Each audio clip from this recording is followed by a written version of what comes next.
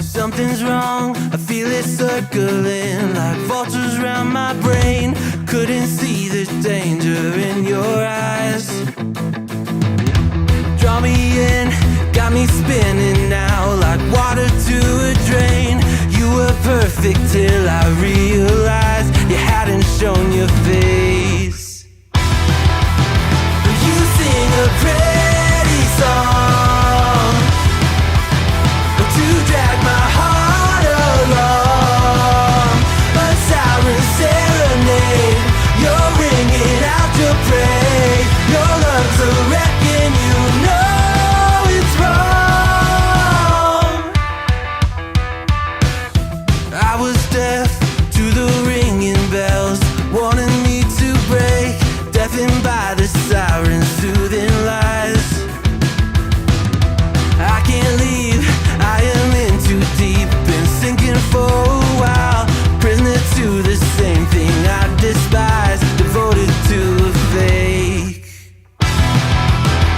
You sing a pretty song to drag my heart along, a siren serenade.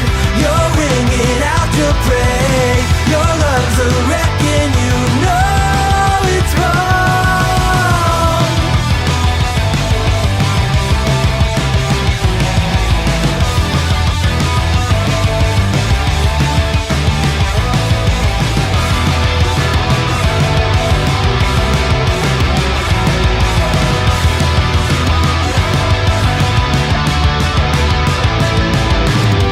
It's over, same story. You lose to love and glory. It's over, same story. You lose to love and glory. You sing a pretty song to drag my heart along, a siren serenade. You're ringing out your praise. Your lungs are wrecking, you know it's wrong. It's over, same story. You lose to love and glory. It's over, same story. You lose to love and glory.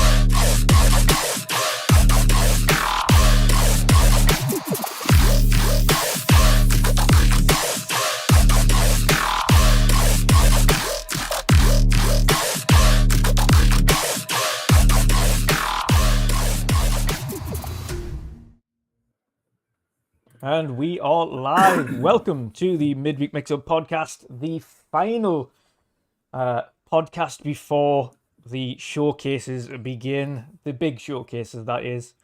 We've had one of them, which was a major disappointment, but we'll not get into that because we've already been over that. Now we're going to have some fun. We're going to have a lot of fun, and we've got some awesome special guests lined up today. First of which is joining us straight away for the first 30 minutes or so, and that is Mr. Boomstick XL. Brother, how are you doing today, sir? What you been up to? What you been playing?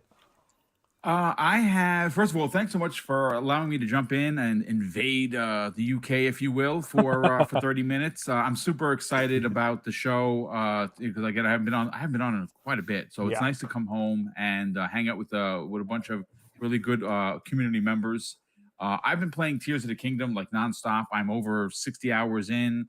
I just beat the 3rd boss of the game. I have 1 boss before I get to Ganondorf. I probably will try and, because I spent at least 30 hours just going trying to find every shrine, and good luck with that. I got 55 so far, and it's just so much to do in the game. I again, for a game that's 720p, for a game that is not 4K 60, it's probably one of my favorite games of the year. Like I honestly, when I'm not playing, that's how I know the game has really got me. Like when I'm not playing it, I'm thinking about playing it. I know a lot of people saying about Diablo 4, which I bought, but I haven't played yet because I'm not going to play until I can get Mrs. Boom to co-op it with me. But other than that, yeah, that's about it. I'm super stoked for this Sunday. It seems, folks, as you would imagine, we're going to talk tonight on Primetime Gaming, which of course you'll be joining us. There's a list going around, and it's insane. Yeah. And if that's the show, the Xbox gaming gods will have delivered. Yeah. It's absolutely insane. It's insane, and of course, it's not too long that we have to wait now. It's a matter of days until the Xbox showcase, and of course, we've also got the Summer Game Fest showcase as well just beforehand. So it's a nice little warm up tomorrow. Nice little warm up. See what's there. Have a look at Alan Wake 2 gameplay. Have a look at Mortal Kombat gameplay.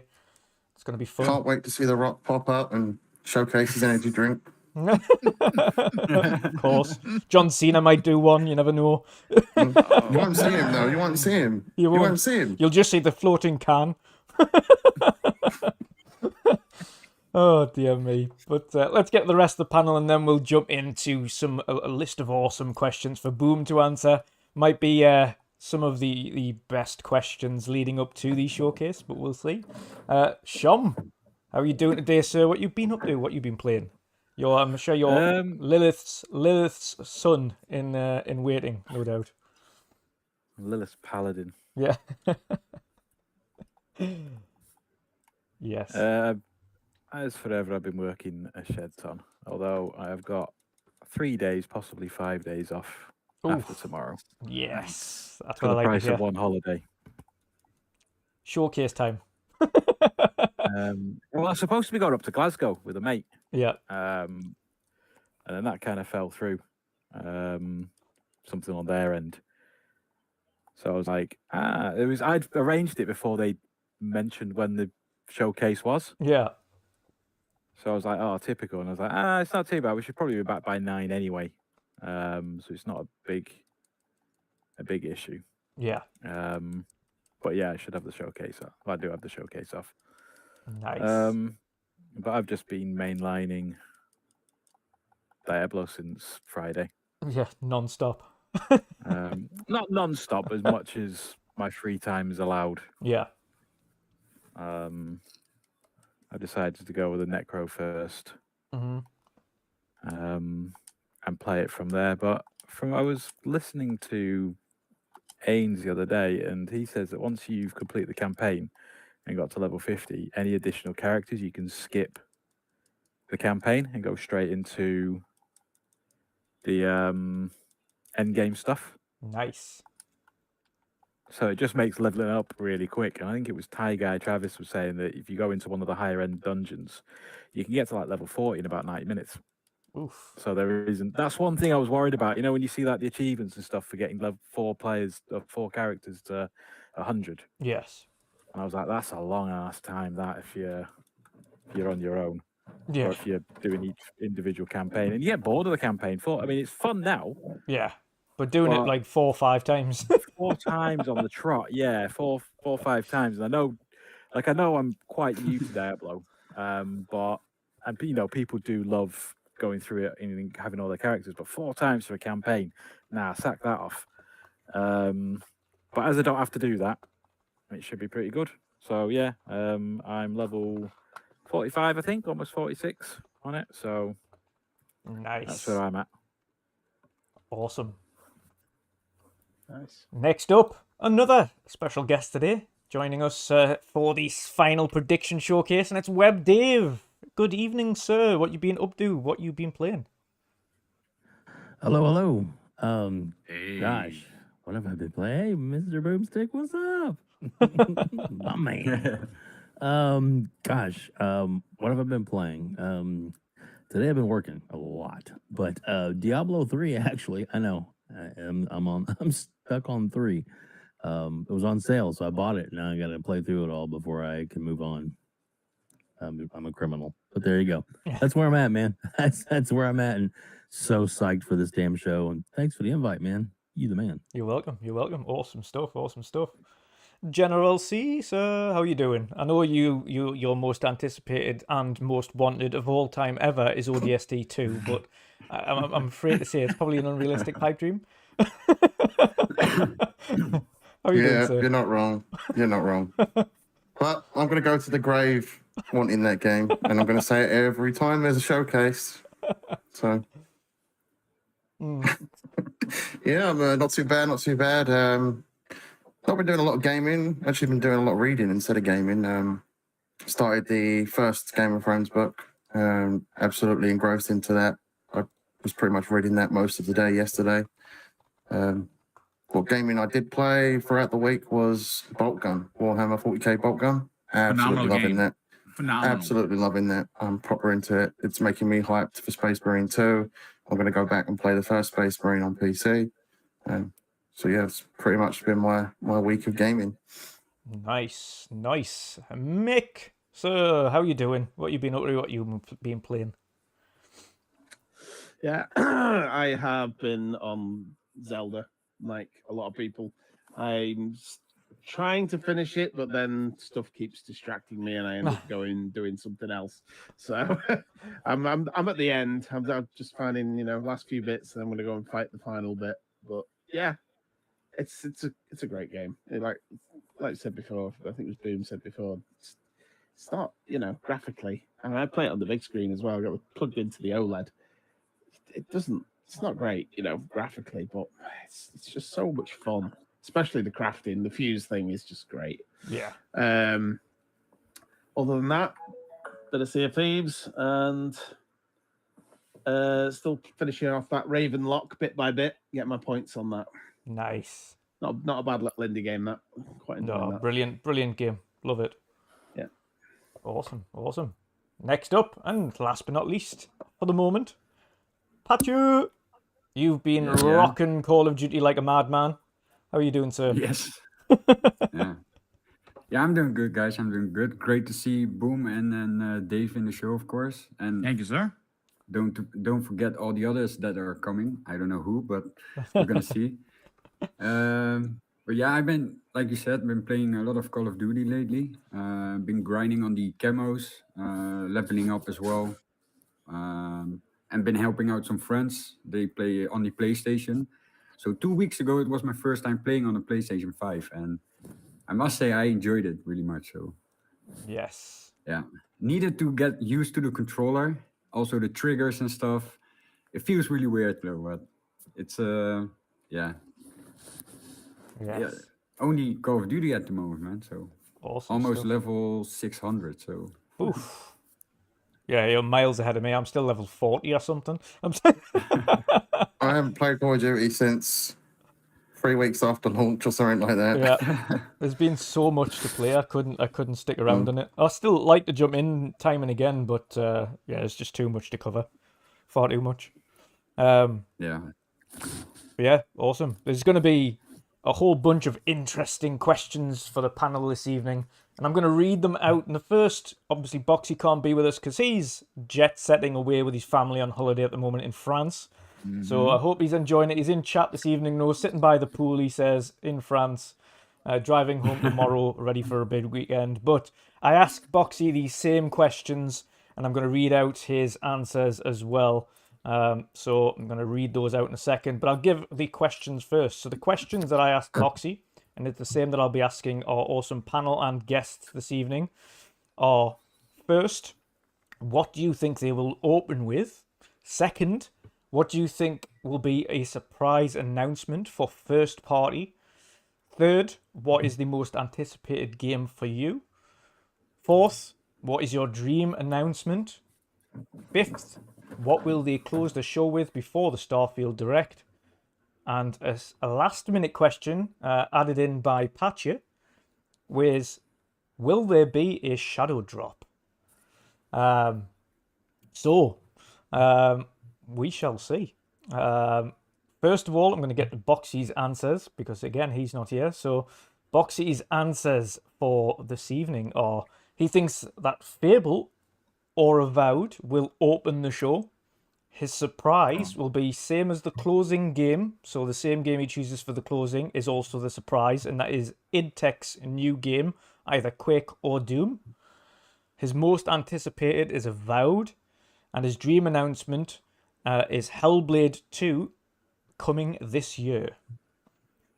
So that is Boxy's answers, and I think that is going to be fair, not far off the mark.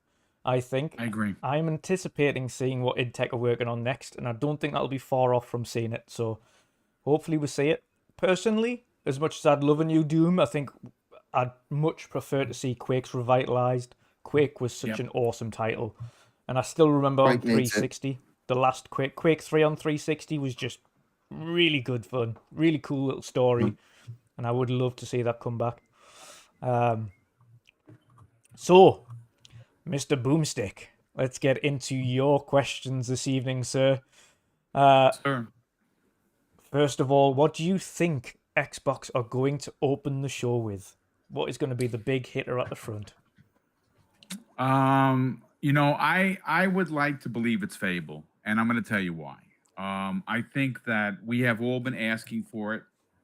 Matt Booty mentioned numerous times last year that when he saw it, he wanted to show it. The team was like, nope, we're not ready. We're not showing it till we're ready.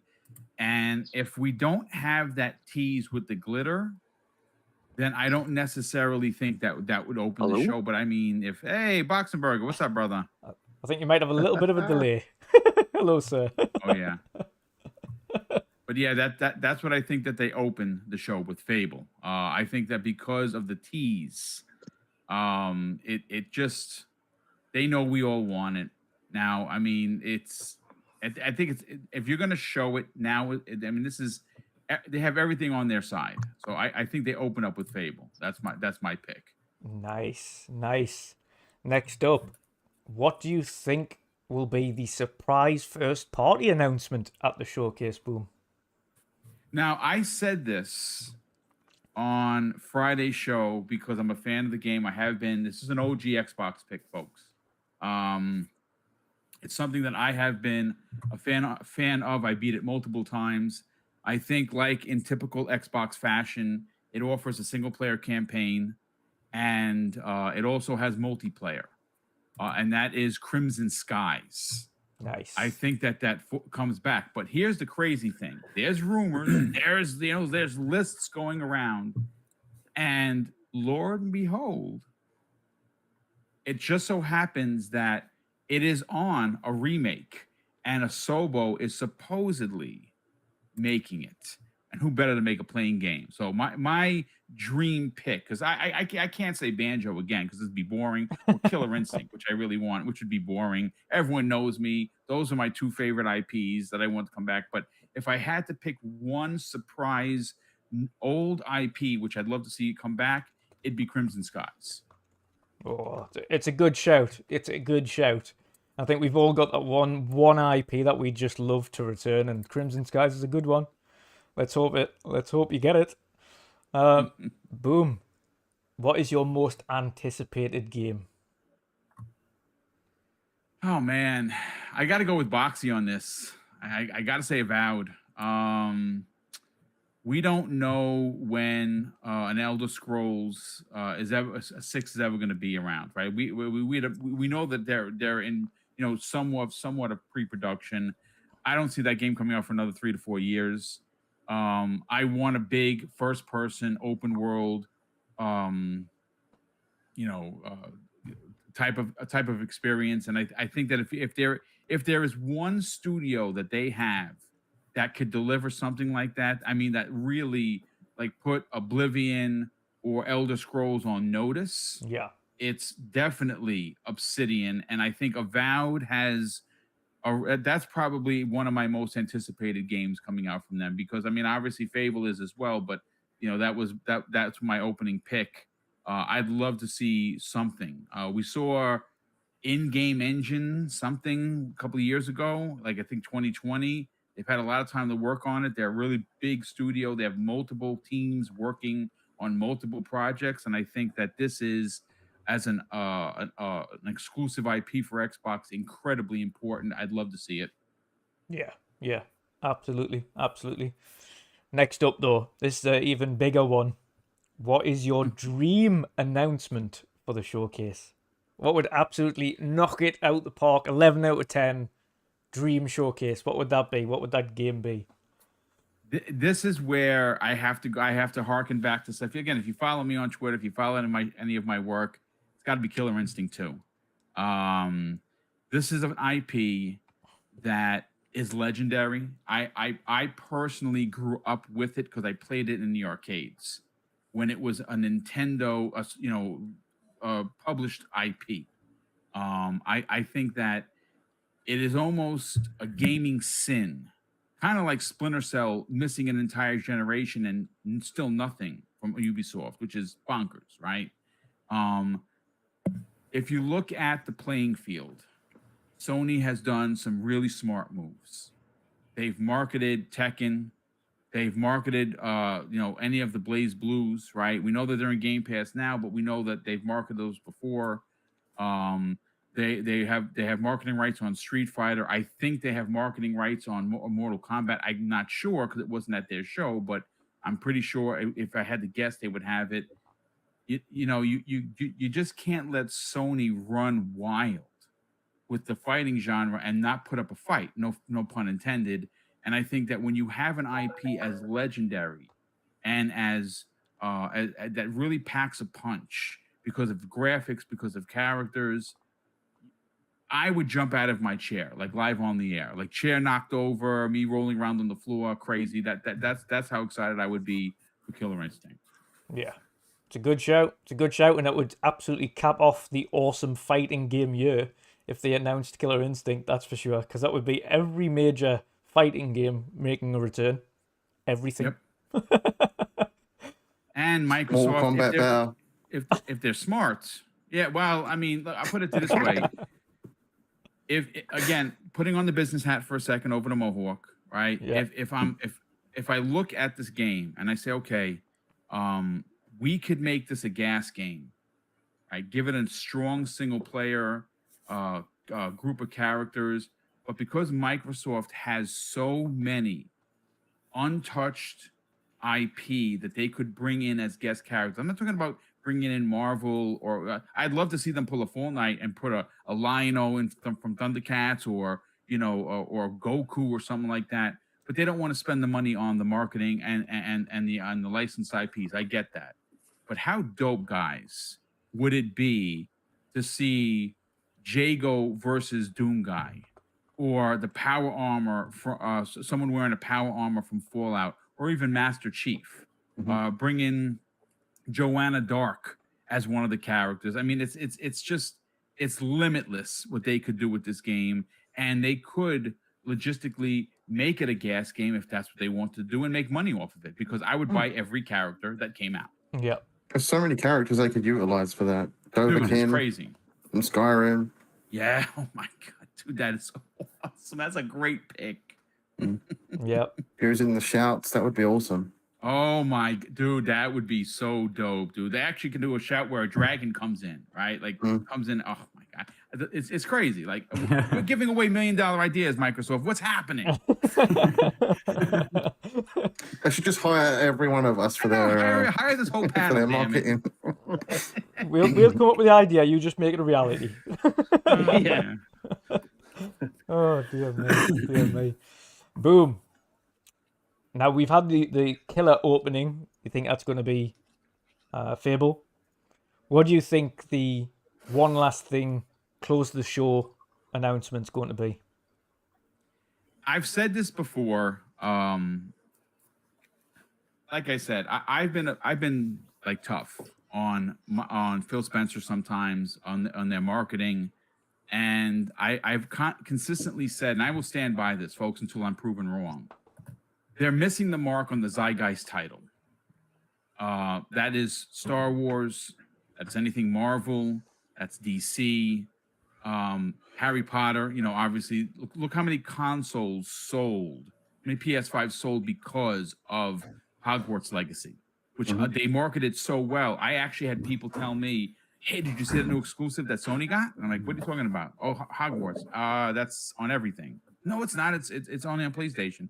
"Okay, what do I know?" Right? So I have been hard on them to do something big. Now, one of the things that I think if you want to put an exclamation point and really kick Sony in the balls, like live on the air, kick them in the balls. Jim is on the floor, he's holding his stomach, and Phil just puts his boot into him. You want to do that, and I want to see that done. You have Phil Spencer doing his outro monologue, and he says, you know, in typical Xbox fashion, we do have one more thing. I want to bring in a good friend. And the head of 2K Games comes out, and he says, "Hey, folks, listen. I know that everyone's been asking for GTA 6. We're not ready to show everything just yet, but we are proud to announce that we have a partnership with Microsoft. Here's the first trailer." Boom. Fade to black. The crowd goes bananas. Hell freezes over. The world cracks open. The internet stops working. And the media is now nice to Xbox. That's how big of a deal it would be. And I think that if you're going to get one, if you have to just get one, it's the marketing for GTA 6. Not in Game Pass, because that would be like genie level. I found the lamp. I'm going to rub it, and I'm going to wish for GTA 6 in Game Pass. That's probably not going to happen because it would cost billions. But just get the marketing. Get the marketing. See, I think that's possible, but not the campaign. The multiplayer could go into Game Pass. Holy cow. I didn't even think about it. That's a fantastic point, dude. Wow. They separated Red Dead Redemption's multiplayer, if I'm correct. Yeah. Did they do the same with GTA 5's multiplayer? Yes, yeah, in the end they did. Yeah. So I fully expect them to do the same here. There's probably going to be people that only care about the multiplayer for GTA. True. Yeah. So separating it would be a good idea, and throwing that into Game Pass could be a huge deal. Yeah, and then you had perks. Yeah, pair that with some shark cards with perks, and then that's your gateway drug into buying shark cards. Yeah. See, someone hired this man for marketing. Holy cow! Another $1 million idea. This is crazy. Oh, absolutely, absolutely. So that would be my like, and again, I think that what has been presented to Microsoft in regards to timing, kind of like once in a it's an Activision, do you want to buy a situation all over again, right? They had a real strong opening with the year with Hi-Fi Rush. Yeah. And they took it on the chin a bit, right? Obviously Redfall came out not so good. They got the CMA block, which is currently in litigation. It would be an unbelievable Xbox kind of a year if they launch Motorsport, they launch Starfield, Hellblade. It does release in the fall, like we're all suspecting it will. They close ABK, which we expect to happen by year's end, and they have a killer show. And on top of that, the cherry on top of this Banana Boat Sunday for you folks is they got GTA 6 marketing. That's crazy. Like if that happens, that's not even a year of dreams. That is a decade of dreams. Yeah, yeah. Before I get to your final question, Boom, we've got an awesome super chat here that might wet your taste buds a little bit. It's 15-month member chat here from Fanto, sir. Thank you, sir, for the continued support. And he says, hello to the Wondrous panel and chat. We need a Witcher 3 style Mandalorian game. Make it happen, Uncle Phil. Wow, that's big. That's I would be in my element. Yeah. That's true. What do you think, Boom? A Witcher 3 style Mandalorian? I like it. I mean, that's one of the rumors, right? That ZeniMax is working on like an open world, multiplayer game. I mean, I would like a single player aspect of it. I'm not an MMO guy at all, but could you just imagine that at the if there was one last thing and it's it's dark, Phil says we have one more thing for you, and you don't see anything yet, you just hear this is the way, and then it just does a trailer, even if it's CG, who cares? That dude, I got goosebumps just thinking about that. That's crazy. No Definitely. CG. Don't give me hope. Don't give me hope. We're not getting CG. No, we're not getting CG. We get in-game In-engine. engine something Yeah. or other. Yeah. In-engine. I'm okay with that. Yeah, we'll do. It's even better. I'll take an engine show to ride. Even better if they get Pedro Pascal to announce it. Oh God, yeah, a bit like a cyberpunk moment all over again. Mm. Who's swinging a lightsaber? Okay. I love it. That'd be so dope. Boom, your final question, sir. And this is the one from Patcher. He wants to know, do you think they could shadow drop a game like they did with Hi-Fi Rush in the Direct? Oh, man, I mean, what could they? The only thing that jumps off the page for me that might be like, hey, get in a Game Pass like right now, is like Age 4 for console. Like that. I mean, and again, that doesn't resonate with me because I'm not an RTS guy. I know Boxy is a big fan of the RTS genre. I think that there's a chance. I mean, I couldn't imagine anything else unless this is a bit of a stab. I mean, Compulsion's game, maybe, right? Like that's been worked on for a long time. So maybe that stealth drops. That would be bonkers. Those are the only two that actually come to mind. Nice. Yeah. It's a good shout. It's a good shout. I don't know whether or not you're going to stick around to listen to Web Dave's predictions, Boom, or whether or not you need to bounce out. Yeah, I got to bounce. I got to get Mrs. Boom, but I just want to say, guys, I really super appreciate it. I'm gonna drop that list into your DM, brother. I saw the private message. I'm doing that as we speak. Yeah, no worries. Cheers. But again, guys, thank you so much for having me and listening to my blabbering about this show. I appreciate the work that everyone does here for the community. Dutch, I will see you this evening on Primetime Gaming. We got to get into some of the hot topics, but enjoy the showcase, everyone. Everyone that's watching, please hit the like button. If you're not subbed, subscribe immediately. And I'll see everyone later. See you soon. Take care, baby. See you later, Yeah, bro. Boom. Right, see you, Later, Boom. guys. All right. So Dave. It's the big one, boy. The big one. We've got the big showcase coming up on the 11th, of course.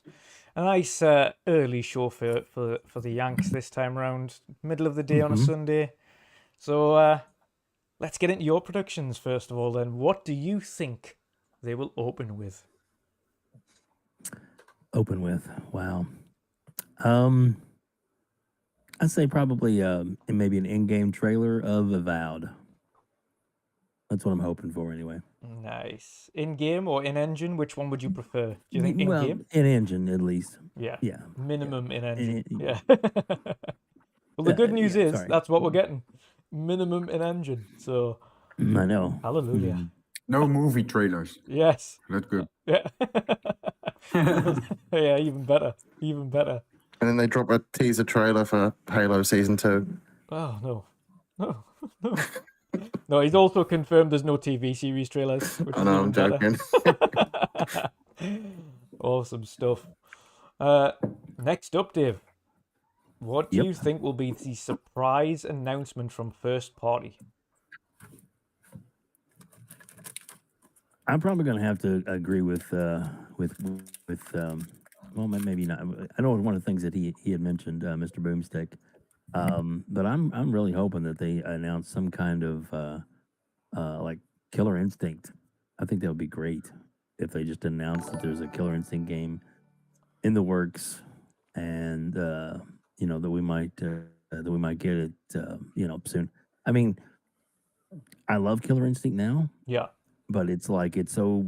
I mean, when you look at the modern day gaming and like Street Fighter that just came out. It's so choppy because of the frame rate and stuff. I want like 120 frames per second, smooth. Just, man, that would be amazing to have a Killer Instinct that looked that good. Plus, they could drop in a whole bunch of extra guests and fighters and stuff, and bring all the heroes back. It would just be, I don't know. I would love it. Absolutely love it. Yeah, especially when you consider how many IP they've got under their fold at the moment. You could have Master Chief in there. You could have the Arbiter Yes. again. You could have Battletoads again because they've had both of those in the last Killer Instinct. You could have Senua in there again, as Jen mentioned. You could have the guy from Skyrim in there. You could have Doom. Dragon Ball. Yeah, you could have Doom guy in there. The list is Yeah. literally endless of IPs you could put into that. And if it didn't come out till next year, after the acquisition's done, you could have all kinds of new characters to weave Ghost in from Call of Duty. That would be awesome. Can you imagine? Crash. That would be great. Crash. That would be cool. Why not? Lilith from Diablo. Everyone. Yeah. I love it. and Arius as well, though. If you've got Lilith, then you could have the showdown of the century in a Killer Instinct game. That'd be cool. I should just recreate that moment in Endgame where all the characters are there and Captain America's like Avengers Assemble. Yeah. It's just all the Xbox characters instead. Yeah. Yeah, that would be awesome. That would be awesome. Dave, big one. Mm-hmm. What is your most anticipated game? It's got to be Fable. That's probably if those teases were wrong, disappointment will be abound. But yeah, I'm hoping, and to me that could end the show with that. That would be the way they would, finish it off, because going from a nice fantasy game, and then of course we know we get Starfield is after that. So that would be that would be. To me, that would be the way to do it. One thing I would hope that at some point in the show, and that's kind of really part of your question, but that they at least need to announce, and maybe they do it tomorrow at the Achilles Summerfest thing, but they really need to announce the release of the family Game Pass plan. That needs to be, they need that, because I think that's the momentum that'll help them carry all the way through the holidays. If they're able to do that and get, Well, here's the that's thing for really you, Dave. what we'll build. Here's the Go thing, ahead. because they always start off the showcase with a little bit of a dialogue from Phil Spencer or Sarah Bond. They always start off with a little bit of dialogue, and then they go, right, okay, and take it away. Do you think potentially they could announce the Game Pass friends and family at the very, very, very start, when they're having that speech and saying, and everything you see today, or most of the games you see today, are part of Game Pass? So it's kind of a follow-on to that. So it kind of emphasizes the family plan even more. That's a good way to do it. Yeah, and plus too, and then clearly, like they say, they're going to be marked. They're going to be like what platform it's on, what system it's on.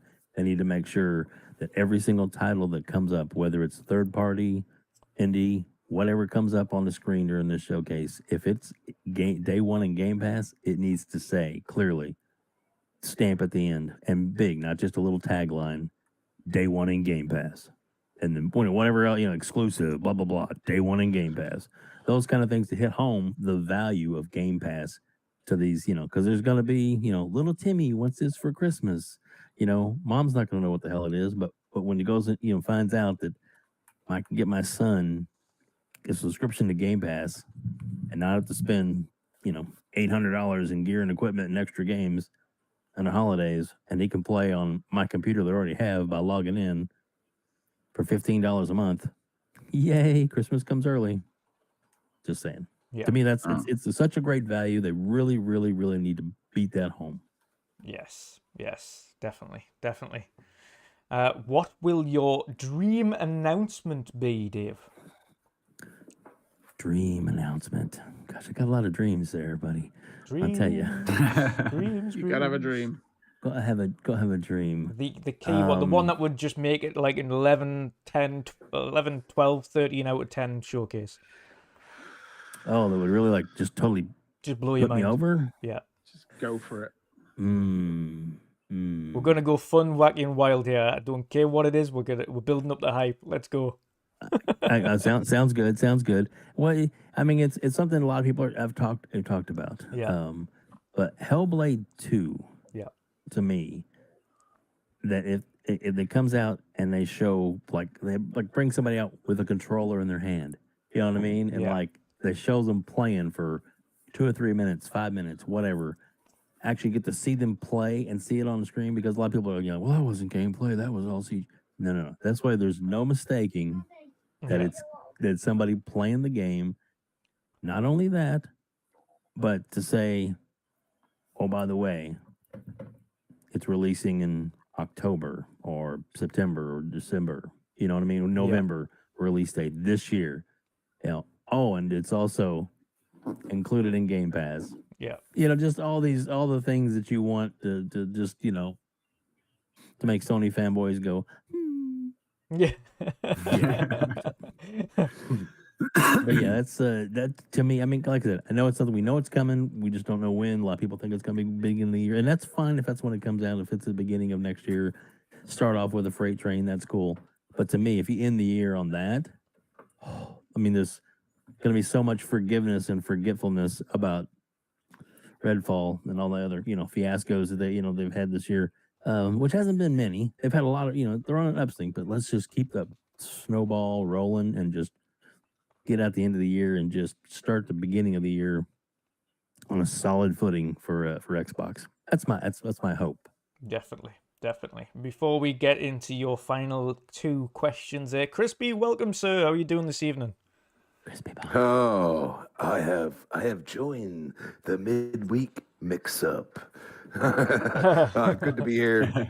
Thanks for the invite, brother. And let Dave finish his questionnaire. I mean, throwing questionnaires out there. I'm playing. But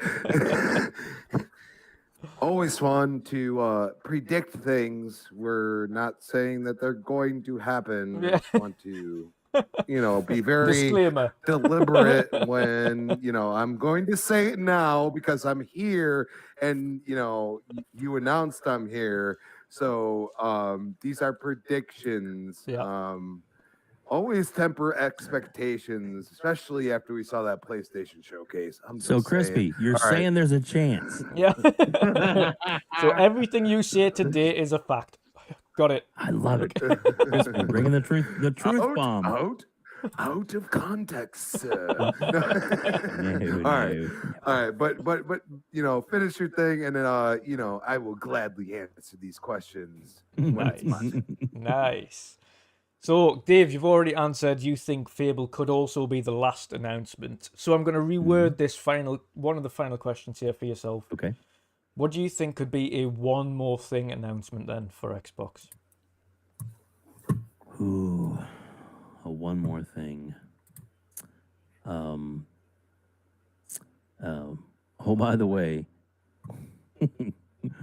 we're closing ABK deal tomorrow. Everything's coming to Game Pass.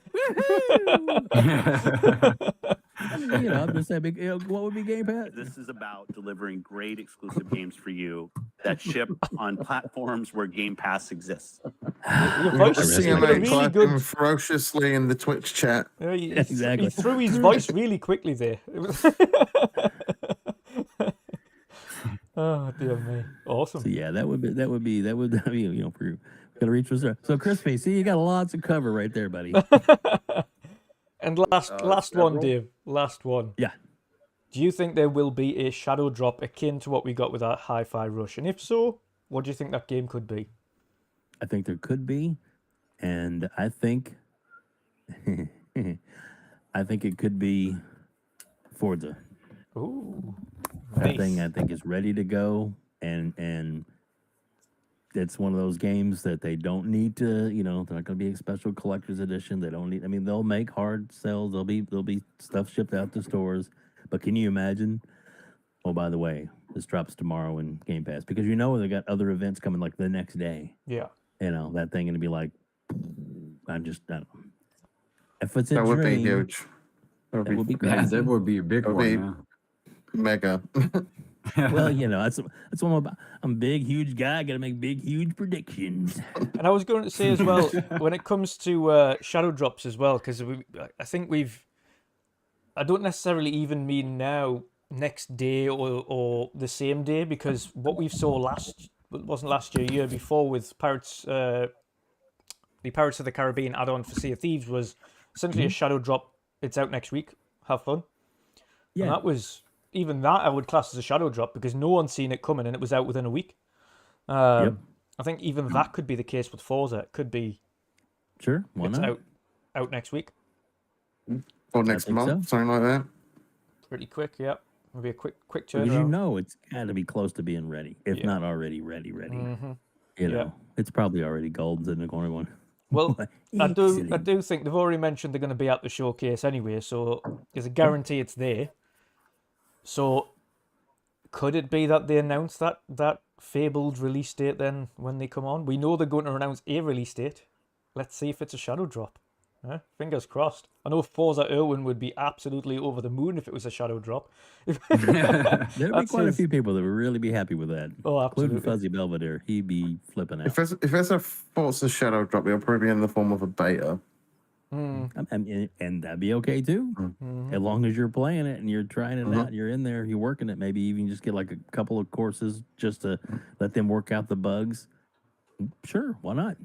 Win-win. They should have just put Halo into a beta / preview. That's Yeah. what they should have did. Redfall. I'm dead serious. Like, look at the way Recycling bin. Grounded. Look at the way Grounded is received. Like, Yeah. it still has millions of players. Yeah. Like, seriously, like preview is not horrible. Even PUBG went preview. It was like the first one. Like really think about it. There's still a player following. Like, they should have did something like that. They need to think about those things if they want to rush something out. You know what I mean? Yeah. Mhm. Yeah. Completely agree. Awesome stuff. Awesome stuff, Dave. Do you want to stick around? No doubt.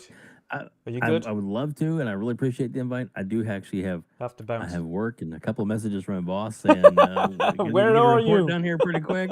So, but I definitely wanted to come on when you send out the bad signal. I'm always going to answer you, man, because I love everything you guys do.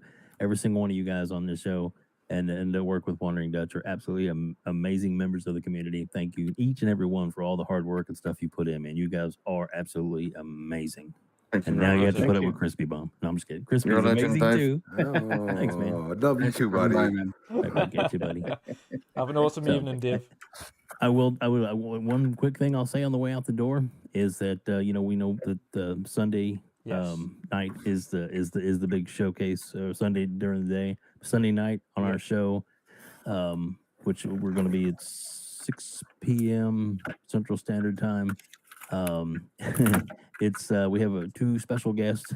We have Dirt Gridity on, and it's going to be great having him. Plus, we're also going to have Tim Dog talk about all the fantastic things. Nice. And I don't know if you've seen the promotional picture that Tim Dog sent me to use. It's him and Phil, because Phil's his best friend. There you go. So we're gonna have a lot of fun talking on that one. Thanks, guys. Nice. Have a great day. Have a good one. See you later, Right, man. man. Cheers, Take buddy. care. See you later, Dave. Later, man. Crispy, sir. Let's get into your wild and wonderful predictions for this show, which are 100% factual and nobody can say otherwise. First I love it. sir, what do you think they will open the show with? I'm thinking Hellblade 2. Good shout. I think you start out with a bang. We've seen a lot. I mean, who said that gameplay at the Game Awards was bad? Not a single person. I'm sorry. So you start out with a bang, and then you add some stuff that you didn't expect in the middle and in the end. So you start off with what we know. I mean, could it be Avowed? Sure, absolutely. I mean, Obsidian is an insane. I've said this many times. They're probably the best pickup Microsoft's ever made. Yeah. They are just that good. They are like what we call a well-oiled machine, and they just put out games, and they put out games that for whatever genre it is or whatever else, they are good. Yes. Okay. Yeah. So it's one of the two, in my opinion. Other than that, I mean, you can't start out with like a whimper. That doesn't make any sense. You know what I mean? So, like if it's like some third party game or something, that would be ridiculous. They've seen what Sony does, so for once, Xbox gets the opportunity to go after them. So let's start off with a bang. Good shout, good shout. And as you mentioned before as well with Obsidian, even what you would class as not even the B team or the C team, it's a 12-man team have created Grounded that has got 15 to 20 million players. So that's just Grounded. Now imagine the A team, which is the full studio working on Avowed as well. It's going to be phenomenal. So yeah, either of those as a start, absolutely banging. I would be over the moon with either.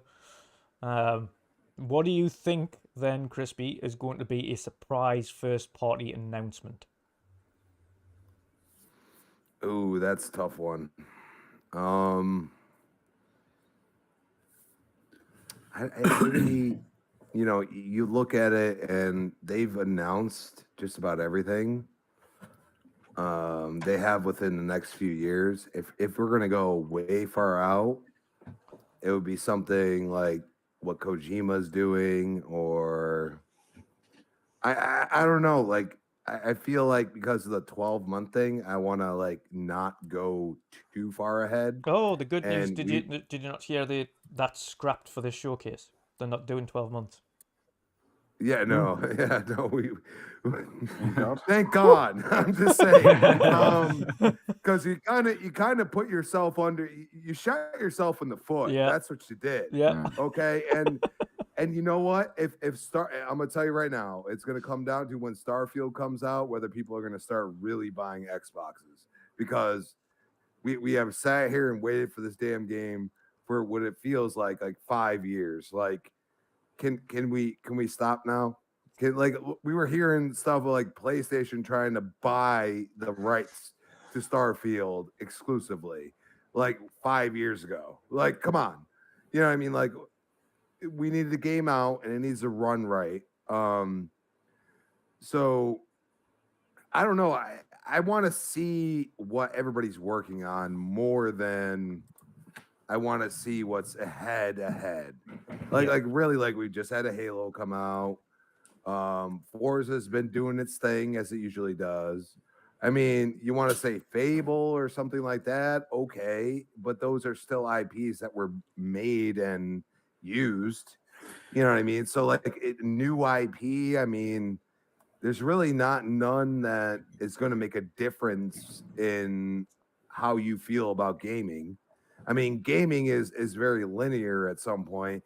Like you can have different genres that have different aspects to them. Yeah. But at the end of the day, like if it's a new IP, I want to see the new IP. I mean, you want to say Indiana Jones is far along than we even thought. Okay. You know what I mean? Like you want to go that route, like, but we also like, are they going to try to tie it into the movie like Sony would do? You know what I'm saying? Like, you know what I mean? Like Aaron already said, we're not showing movie stuff. Yeah. And like me, I wouldn't be opposed to seeing the Gears of War movie from Netflix on that stage, but that's me. Yeah. I'm not saying everybody wants that. You know what I'm saying? Because like, it's been a pipe dream for years for that movie. So like, it's not like, like the Gran Turismo thing where they're like, oh, we're showing you, more stuff that we kind of already showed you. You know what I mean? Like, it's like, oh, okay, great. But, that's where I go and say, like, Sony Pictures is pretty good. Like, I love a lot of stuff that Sony Pictures does. But at the same time, it's like, this is a PlayStation showcase. And that's what I want Xbox to do. So, I mean, I don't really have one single thing. I would say, like, Indiana Jones kind of like an afterthought, it feels like. Yeah. So that would be probably one that would be up there, even though it's an existing IP. Let's be honest. Yeah, that's fair. That's fair. So following on from that, then you can go into your dream prediction. What is your dream announcement? Oh, the dream. The dream. Sell me it would be Gears Phoenix Collection Shadow Dropped. Ooh, that's a nice one. Ooh, that's a 2-in-1. So a shadow drop and a dream announcement all in one. That's a good. Yes. That's a good answer. I like that, and I think I know a lot of people. I know, of course, Jaden would love to have the judgment included within that. So Shout out to Jaden in the They'll afterthoughts. probably do it. Yeah. To be honest with you, Yeah. they will. As long as they Because change the controls on it, it'll be all right. if you go back and play Judgment, it is not far off from Gears 4 as far as visuals and the way the game plays. The problem was they alienated the multiplayer community by allowing you only to pick one weapon when you started. Yeah. And that pissed so many people off that they couldn't handle it. Because like we're just used to using the Lancer and using the Gnasher. It's just the way it is. That's the game. You know what I mean? Like people say it's a shotgun fest, and then I say, dude, I've gotten Lancer death so many times I can't even count. You know what I mean? But when you are only allowed to pick one weapon, which the majority of people pick the Gnasher, by the way, when you start, and then you go and pick up other weapons, that was the problem with Judgment. A lot of people don't realize that. And I'll tell you right now, that game looks incredible still. So I say that's probably the easiest one they could reboot. You know what I mean? Like in realism, we're talking about hitboxes, we're talking about stupid stuff. So, you know, the Phoenix Collection could be something really special because if you want to showcase UE5, what better than Gears? Yeah. I mean, really, let's be honest here. Like they haven't really truly showcased Unreal Engine 5. In my opinion.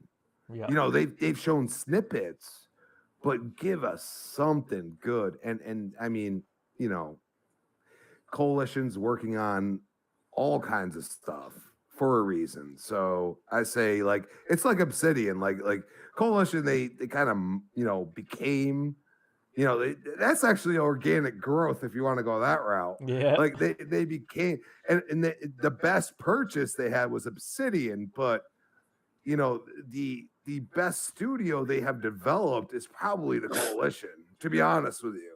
You know what I mean? And that's where it's like, dude, like if they show something, like if it looks tenfold better than, you know, Gears, like you start out with Gears 2, you do the Prescott speech, you have all those visuals, you know, that were good back then, and you like make them look 10 times better, and maybe even put it like you know, like a comparison, you know, real quick, like, you know, a couple little snippets and just see the difference. You know, I think they're fully capable of doing that within 2 years. And that's pretty much when we started talking about that. Yeah. So I fully believe that if you're going to showcase something, showcase it right. And we all know what they're capable of. So, you know, I'll leave it at that. Yeah. Yeah. I think for me as well with Gears, and again, I'd love to see Gears 6, even a snippet of it, but I think even what would be the perfect way to reintroduce that would be to harken back to how Gears 1 started with the original trailer for Gears 1 with the Mad World soundtrack, and it was dark and grungy and horror-like. And I think if you turn Gears 6 into what people wanted from the franchise was to return to its horror roots, I think a trailer like that, where it was like music in the background and that kind of in-engine trailer, I think that would be absolutely amazing way to open or showcase Gears 6. I think that would get your goosebumps going as well. You know it. So, Crispy, what do you think will be the final one more thing game drop before Starfield Direct?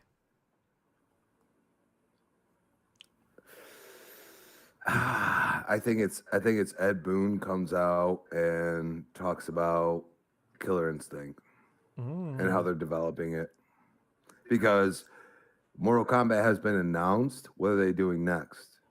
And it might take a few years. Yeah. But they've already said we're not doing this 12-month thing anymore. They got to go for the gold.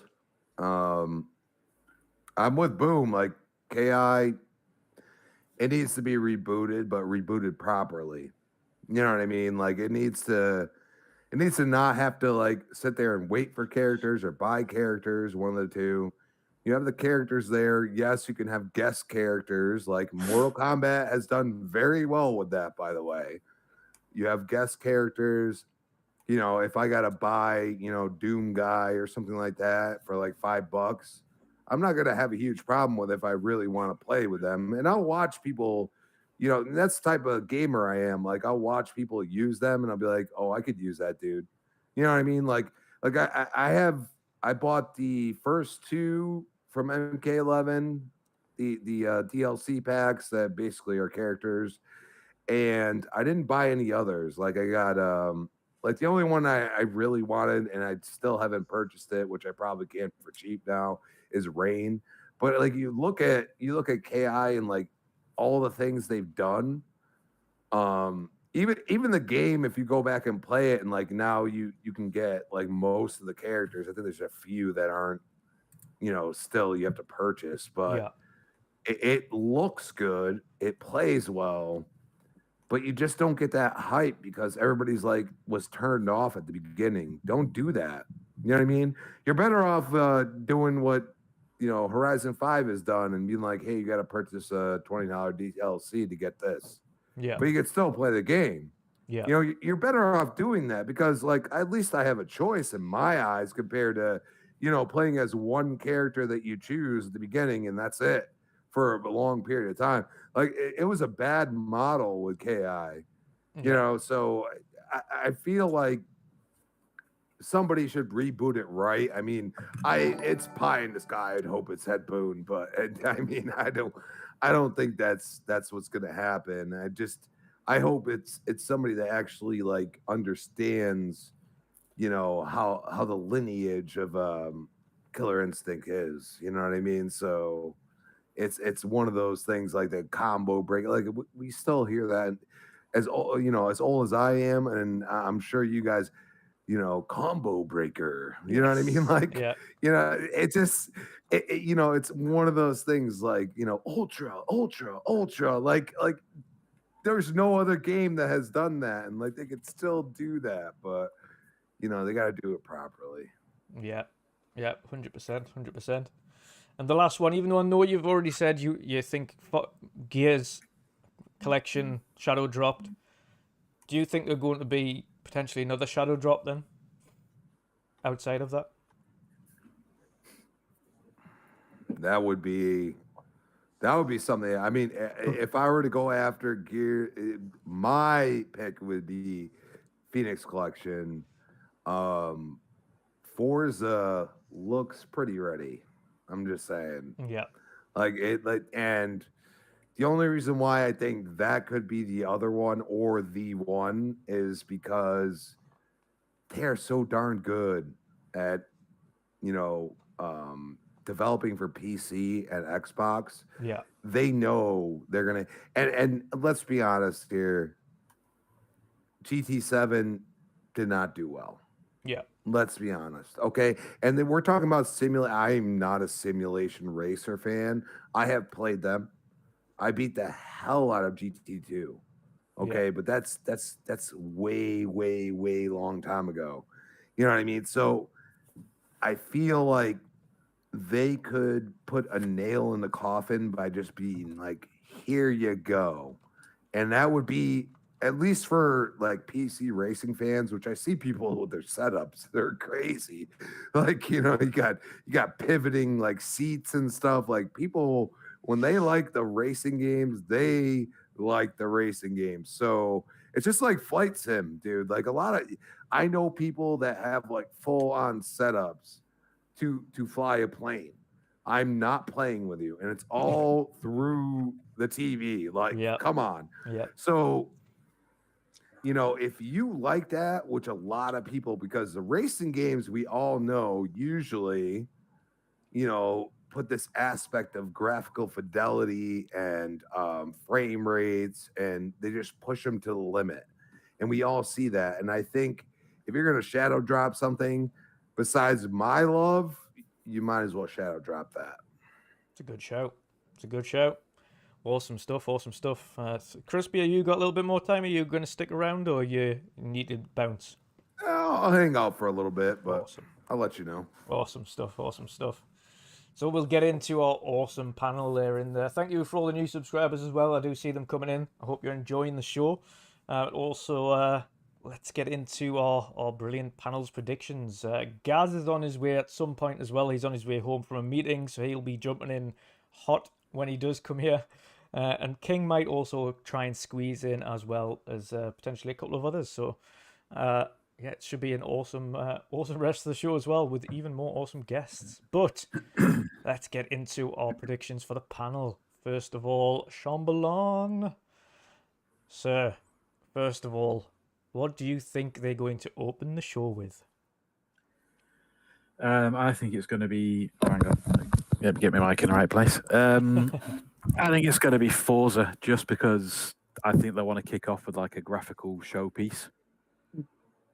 Nice. And I think they'll do a similar thing to Forza Horizon 5, where you'll see like this car driving and you'll think, well, this is like CGI or something, and then your HUD will come up and then it'll be going into a race type thing. You know, like in 5 where they had like the cliff and then it kind of zoomed down.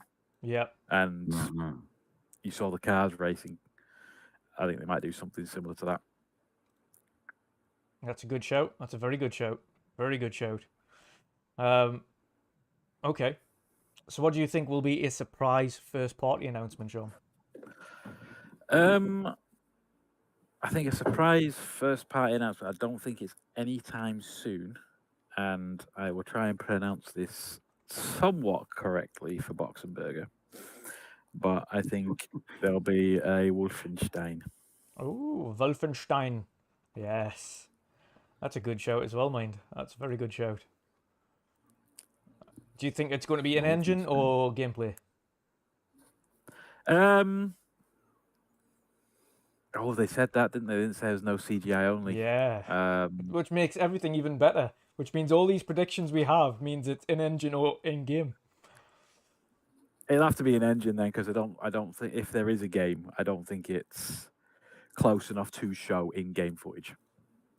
It's a good shout. Yeah, that's fair. Okay. That's fair. Okay.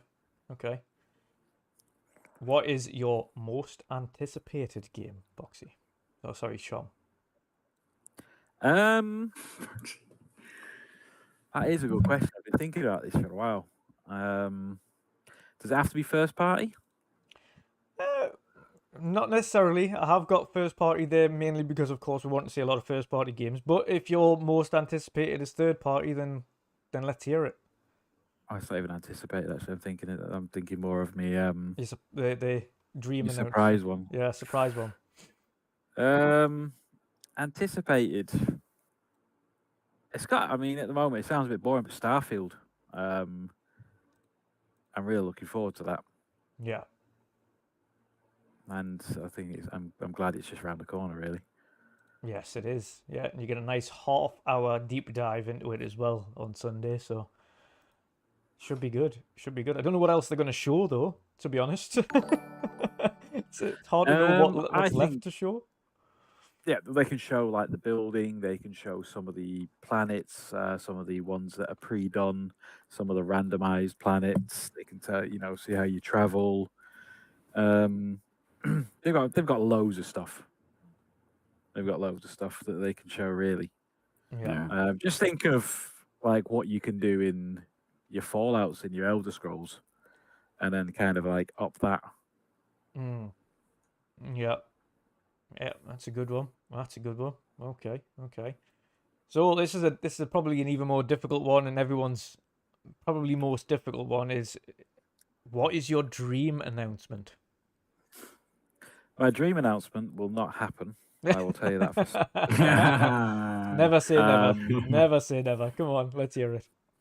even if it's announced this year or shown this year, it'll be at a different conference or a different thingy. But you know what I'm going to say?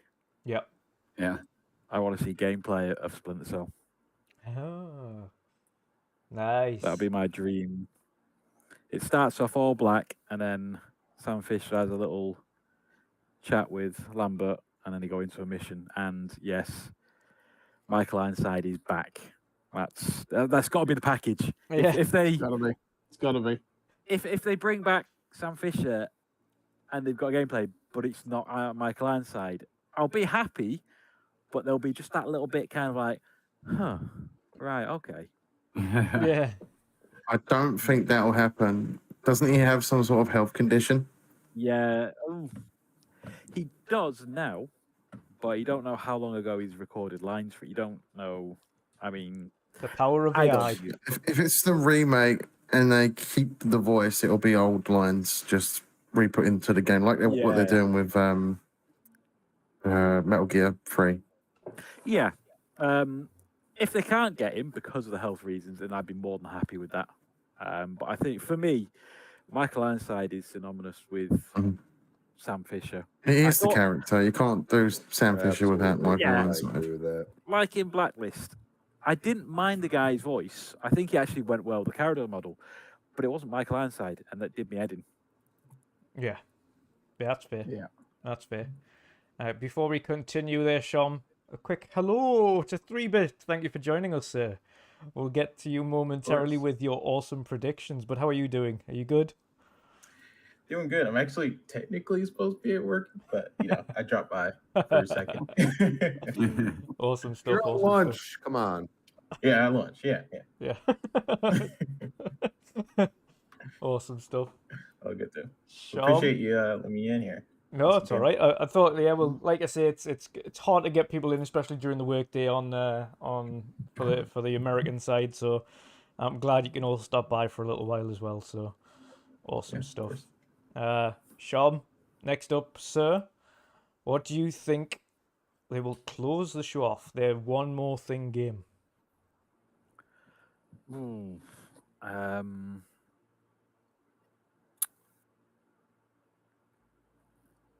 I think it could be something that maybe like someone like Obsidian's working on. Outside of Avowed. Yeah, did they not have 2 in the Vegas works? Or 2. am I Yeah. am I Yeah, I tripping? think they did, yeah. New Vegas So- 2, baby. Let's go. Yeah, that would be good. That would be a very good shout, actually. That would be a very, very good shout. That A would New be Vegas 2. insane. I think that would also Are they be working on Outer Worlds 2 as well? yes, yeah, they've got that. Oh Jesus Christ, yeah, but we know that's miles off from And the I don't last think trailer. that's You got a while to go for that. I one. also don't think that's a closing show game. Yeah, yeah, I think it'll be something completely brand new. I'll be kind of disappointed if they not a dig at PlayStation, but if they show a Spider-Man-esque type thing, something we've seen or we know about, I'd be kind of a little bit disappointed with that. yeah, that's right. How about a Deadpool game? Well, that's fancy. Deadpool game. Who could be doing that though? There's a few. That's a tough one. Is there something you know? It'd have to be a studio that's good at doing comedy. That would be Obsidian Yeah, sure, it would be Obsidian. or In Exile. There In you go. Exile, are hilarious, but would they be able to do a I fighter? wouldn't put it past Double Fine to be able to pull humor like that off. You need proper dark humor, don't you? You got to get Ryan to actually do Deadpool's voice, and then it's gonna be like an insane game. Yeah. You gotta get him away from Wrexham before he'll do that. Yeah. Weird having lived in Wrexham and seeing he's there being the football manager is just weird. Yeah, but he's I doing would never have Deadpool done 3 at the same time though, because obviously that poor bloke that passed away got his final wish to meet Ryan Reynolds, and then he invited him to go and see the Deadpool 3 cast and the film being made. So we definitely know he's doing that. So you could just lump it in if you're making a Deadpool game. We'll record a few lines from the film. here. Voiceovers, yeah. I mean, it's voiceovers. I mean, really.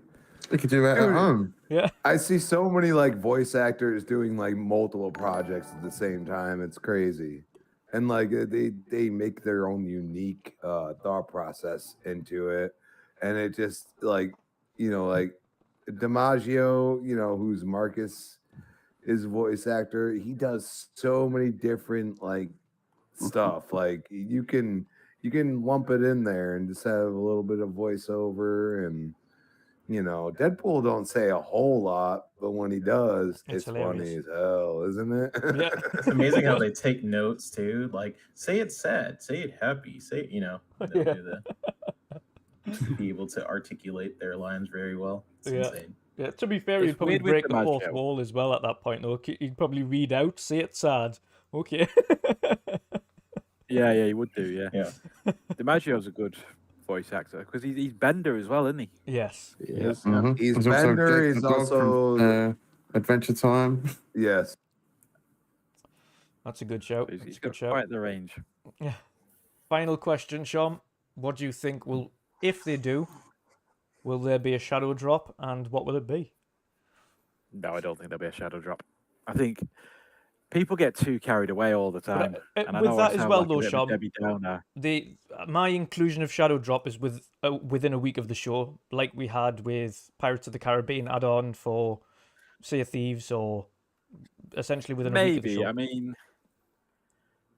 if they were to do a Pirates of the Caribbean, possibly. I don't see it. Not really. And I think if they were to do it, maybe if there was like a Gears collection, Yeah. or the Fable collection, whichever one's supposed to be rumored, which I'm not sure would be at the show anyway, but it would be something like that. I can't see them doing another unique IP. What was the last thing they shadow dropped? Like properly, Hi-Fi like Rush. game. Hi-Fi No, Rush but was the last one, and the before that. one before that was the Pirates of the Caribbean add-on for Sea of Thieves, which was the week after, so it launched the next Have week. they not shadow dropped a game before, like a brand new game? I don't think so. Or am I tripping? I'm sure like they've done a game before. Maybe I'm wrong. Maybe I don't know. I think maybe Halo Infinite something. Halo Infinite's multiplayer was in beta. That was a Yes, shadow that drop was right. at the 20th anniversary Yeah. event. There you go. Yeah. Yeah. So they do have a history of doing it, but I think people get carried away. It's kind of like to expect that they're going to drop a big major IP with no marketing, no hype. That's never going to happen. Which is why Hi-Fi Rush was so well accepted, because it's like, oh, what's this? Oh, that's cool. $20, $30, whatever it was. Yeah. So that works well. Dropping a Halo-esque game or a Forza-esque game, and I know as much as Erwin would love that, that's just not going to happen. I can but I probably see think Forza within a week or two, but I don't think, because again, No, even then. I don't think it requires that much marketing for a Forza. They like their late end of year windows, though. Yeah. But yeah, I don't think there is going to be one. Okay.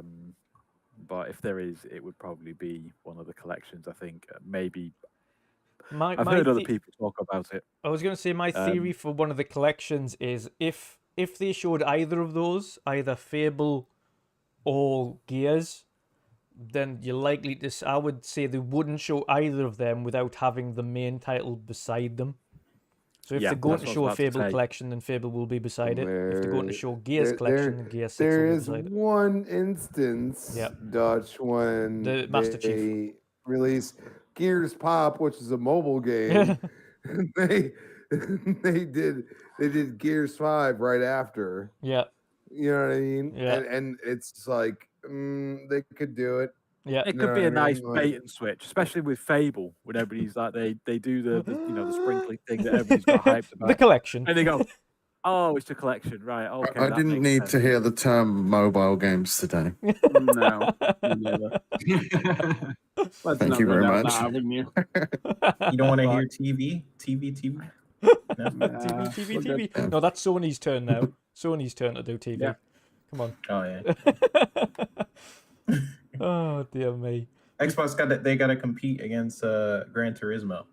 You got to do a Forza movie. No, well, thankfully we've already had confirmation that isn't going to happen. So, I know. hallelujah. But I mean, it would be ironic if, like, before the show even started, they put a tweet out with like a fake Forza movie TV trailer or something like I that. would say though, don't be rule funny. it out of the extended showcase, because there could be something along the lines of Halo Series 2 teaser in the extended showcase or something like that. Because of course Xbox have two showcases. And we didn't expect much of the Extended last year, but it turned out that the Extended actually had a lot of cool little announcements there, including Stalker 2, which we didn't see coming, and that was just phenomenal.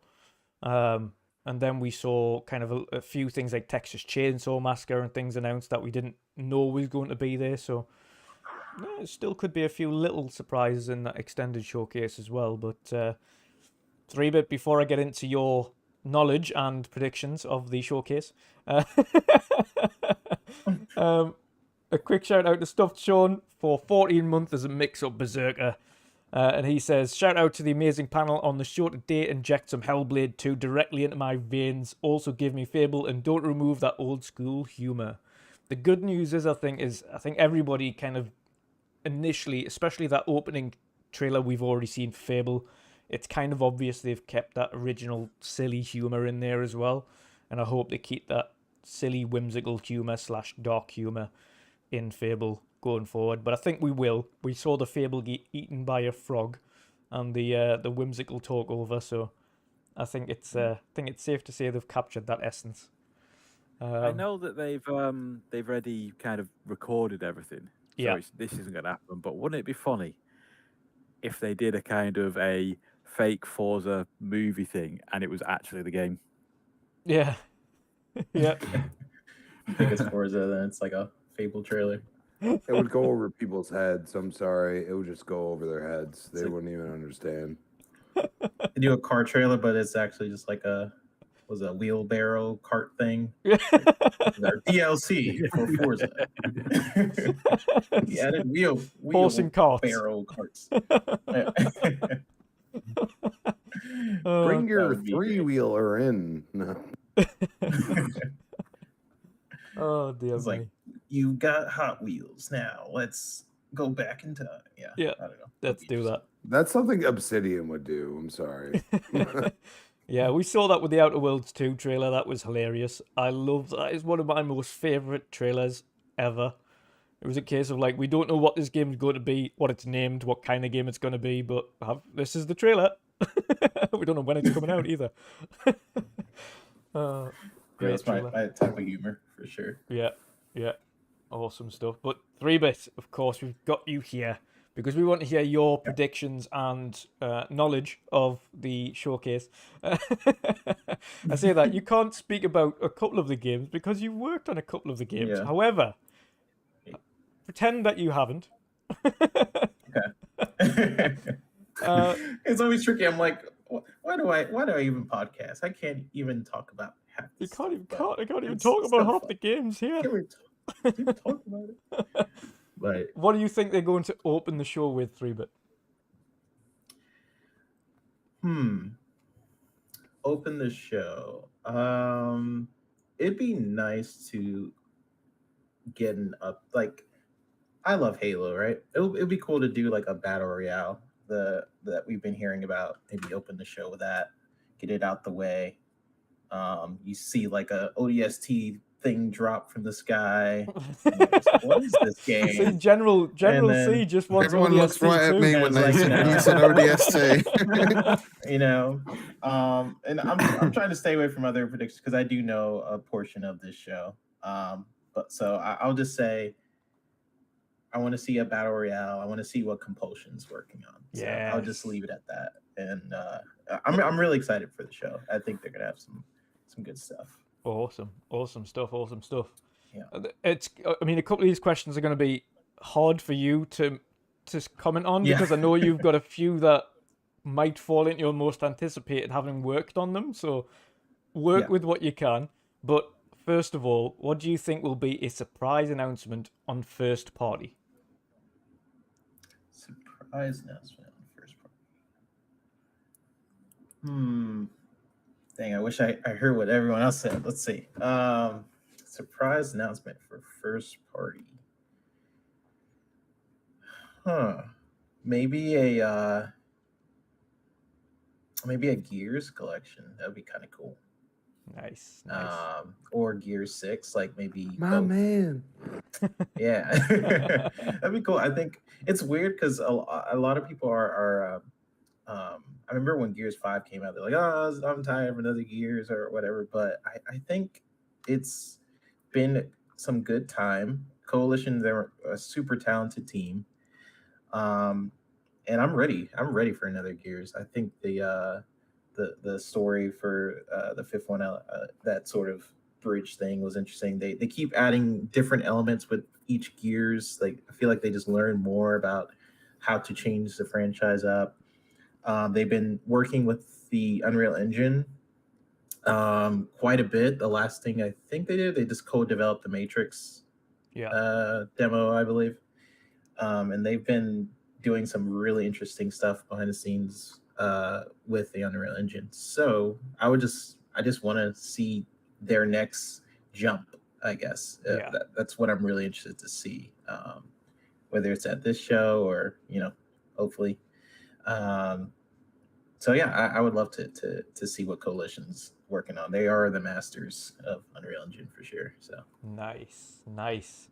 Okay then, what is your most anticipated game? Now, you can be biased if you want. I'm going to be biased. My most anticipated game, whether it be at this show or I don't know, or another show, is Fable. I've gotten the pleasure to work on Fable, and it's a super talented team over there. They know what they're doing in terms of visual fidelity and everything. So I am excited for the world to see what is in that game. And and I love the Fable franchise in general. Like it's such a unique sort of it's a unique game. It has humor. You're able to like have like a life and and like it's just like it's a specific thing that I haven't seen in or other multiple games. or multiple. You just however you work it. Multiple it's just like it's fun, so I definitely want that to be shown to the world at some point. So I team there, super talented. So that is my definitely my most anticipated besides Starfield. Like I'm also really excited about Starfield. Every time I talk to people about Skyrim, we always have like a different story. We could do the same quest, but we have different stories of how we got there. And I think that's just special. It's a special thing with Bethesda games. Like you can everyone has their own unique I guess quest of how they do. And we all remember the first time we got hit by a troll with a giant club. That too. Yeah. Bye. It's like your body ragdolls into the universe. That's definitely the great thing about those Bethesda games. Everyone has a different path. Yeah. And you could watch so many different playthroughs, and everyone's play style and outcome is slightly different because the way they tackled specific events. Yeah, like something I clearly remember in Skyrim is there is a mission where you take a knife. Hey guys, you take a knife and from this cave, and the more innocent people you kill with the knife, the more powerful it gets. And so I would just slaughter a whole village, and the sword was pretty powerful by then. And just like things like that is so brilliant. And I'm expecting something similar with Starfield, just in space, I guess. So really excited about those two games for sure. Awesome stuff. Gaz is coming in hot, dressed as Agent 45, 47, He's whatever Sony number that is again. from. Straight from Sony headquarters. He's arrived. How are you doing, sir? Good, bro. I just managed to delay 3 more exclusives. You guys owe me one from PlayStation. The Gears haters here. No. Gears? Well, who cares about that? What's up, everyone, man? Sorry I'm late. I just came straight from work, man. Gaz was in our Diablo party a couple days ago. It was pretty fun. That was fun, man. Stuff. Yeah. You guys follow the story and the lore quite deeply. I'm just killing shit. No, I have no idea what they were talking about. So what we saying, boys? We hyped. What's going on? We are Tempering indeed. expectations. What? This is the most hyped I've been for a showcase in a long time. Yeah. You really sound it, 3-bit. You I really know, sound it. It's I'm like really so exuding that very energy. It's So, like, so I can't excited. even- Calm down, 3-bit. Just calm it down. yeah. Oh, dear man. me. It's gonna be great. It's gonna be great. Yeah. I It's hear definitely the gonna be words awesome. 3-bit. I just don't feel them. How? Well, it's just like it's also because I can't talk about things, you know. Like I'm excited about things, but I also can't talk about things. So it's like it's like a weird 50-50 situation, you know. Wait. Well, you can't talk about it because you know? Well, Yeah. he's the poor chap's worked on Fable, so he can't really speak on Fable. Yeah. What? And I didn't know that, 3-bit. Yeah. How you You know know? that? What? You, Yeah. Well, now you know. So, yeah, come on, bro. You worked on all this stuff. We sat here in this sausage fest. Not one woman here to break the whole sausage fest. At least give us some tidbits. Like, okay, without NDAs, without breaking NDAs, yeah. Without Just any tell us. hesitation. Yes. Okay, this will be a midweek mix-up exclusive. Yeah. So There will be grass in Fable. What? God damn it! yeah, but And also some trees. Some trees. Just do the trees. Do what they were Speak in code and tell us the release date. in the first game. If you cut a tree down, like in Fable 1, like Peter Molyneux said, it would grow and stuff, would it? Or now is that persistent stuff? I like don't that? think I can't talk about it. You guys, just you give tell us me one information on thing. tree- I feel Alright, the okay. snipers on me. I feel the lasers. Okay, Just tell me one thing. I just want to know if there's going to be chickens. If they're not going to be chickens, then I ain't playing the game. I need my chickens in there. Good morning. I'm it's sure the there's going to be a chicken. crazy Louis here, What's bro. up, guys? Crazy Louis, you scare me. There are a lot of people who don't scare me. You scare me, bro. You are people. You're a scary. You're a dangerous man. You're a dangerous man. Listen, we're trying to get some insider information before the showcase. I just wanted to 3-bit. You know what's happening in the showcase? Like, kind of have an I know idea? some things. I don't know the whole showcase, but I do know some things. All right. Like And you my, say you're my time on excited. Fables is done. I finished my work a couple months ago. So Fable's Um, definitely coming. So thank you for that. All right. So now that we've got that confirmation out of the way. But yeah, I do know some things about the showcase overall. I don't know the whole showcase though, so I will still be surprised alongside everybody else. But it'll be a good one. So the things that you do know are very exciting. You think Yes. that will be met positively? Yeah, for sure. Nice. Oh, yeah. Well, 3-bit. Oh, I'm going to pick up with the next question for you fucking then, good, man. because again, it's hard because I know you've. It's not just Fable you've worked on. You have worked a couple of them because, of course, the work that you do. What is your dream announcement for the showcase then? What is if that one thing that would literally make this like an 11, 12 out of 10 showcase for you? What would it be? For me, like I talked about this with Mav, and Mav hates like Smash Bros and stuff. But it'd be interesting if Microsoft finally celebrates their IP with a game. Thank you. That's kind of like a Smash. Thank you. I've Like- said this before. They've got all Yeah. of these IPs and characters, and it could quite easily That's make just going away. either that or a Really kart could. racer, either a Smash Bros or a kart racer with all of these IPs. I think the Yeah, best or you way have, for like, them to do that is a hero shooter instead of like a fighting brawler game. Could be. I mean, there's a couple ways to do it. It's just something to celebrate their IP, whether that's a Smash Bros. Clone, it could be a kart racer. I don't know. They just have so many IP at this point. We have Senua fighting Master Chief, fighting Doomslayer, the Skyrim guy flying down on a Forza stage with Minecraft blocks. You know, you could keep going, and you just realize, like, wow, they actually own quite a bit. So to me, that would be pretty outstanding if they ever did anything like that. As long as they don't call it multiverses and it doesn't get taken off of all gaming platforms, you know, for 6 months before it comes back, then yeah, that'd be cool. Yeah, of course. That's a good shout, though. I've mentioned this before. I said that they've got the IP to do either an awesome mashup IP kart racer or Smash Brawler, and it would work. They've just got to get the right people to do it. They've got, like, you can even imagine if you've got Master Chief and a Warthog driving around in it on a kart racer, and then you've got, again, you've got Marcus Phoenix in. I forgot the name of the vehicle in there, but you can have him driving around on that. You can. Yeah, maybe Senua, you could clone your cart because the multiple personality thing. You have like 3 carts or something. Yeah, exactly. Yeah. Minecraft Steve could just ride some weird Minecraft cart with like diamond wheels or something. Maybe you could build a ramp. Did you just suggest multiple personality disorder manifested as additional vehicles? Yes, exactly. That's interesting. That's a bold move. It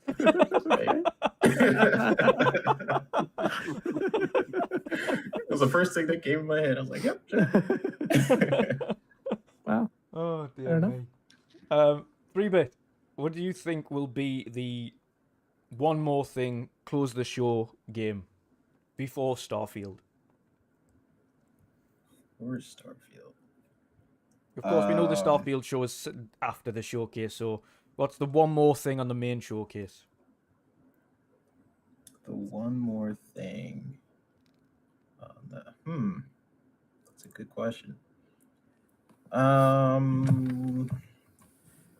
careful he's being if they with do this. have Hellblade, you guys think that would be like in the middle of the show? You don't think they would end it with a Hellblade? See, no. personally, for my prediction, I think they could start with a Hellblade as an absolute boom, just blow the doors off right at the very start. That would be a strong start. Yeah. Holy. Yeah. We know it's coming. We see combat, boom, cutting into someone. And start with that in a release date.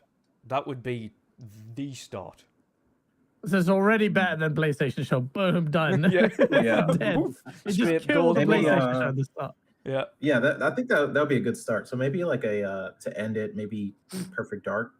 It'd be interesting to see.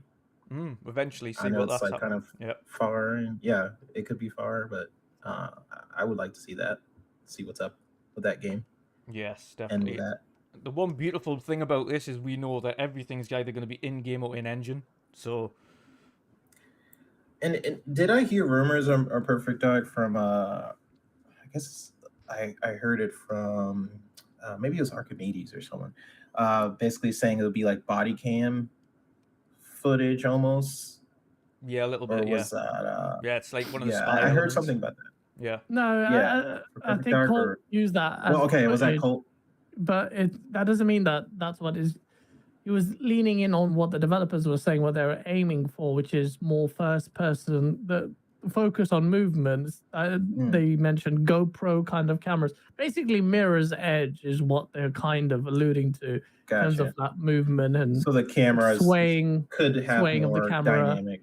Yeah, hopefully you can like run around, wall run, and you'll have.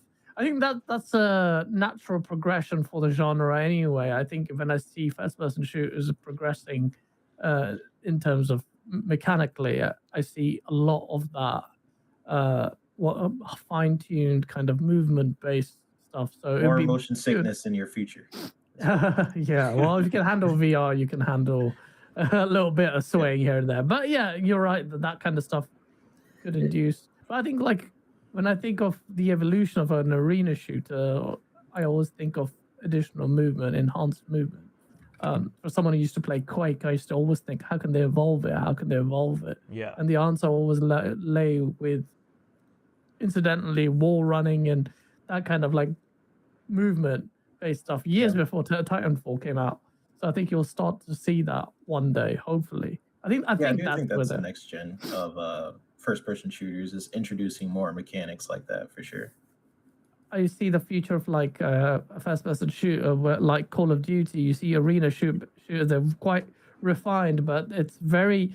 If you think about it, like in games, your bullets come out of your eyes, not your guns. The movements are very basic. Melee is just this: a square button and one-hit kill. There's very little interaction as a result of the very draconian, very simplistic, I should say, control input methods. So you're relegated to this or shoot here and then aim down sight. But dynamism, if a developers can really consider how movement is going to work, have more dynamic encounters. So like you shoot someone's hand, your gun falls out, you can't use that hand, you have to use the other hand, roll, duck, slide, use physics-based stuff, a lot of very CPU intensive stuff that we couldn't do previously, and as a result game design was hindered as a result of that.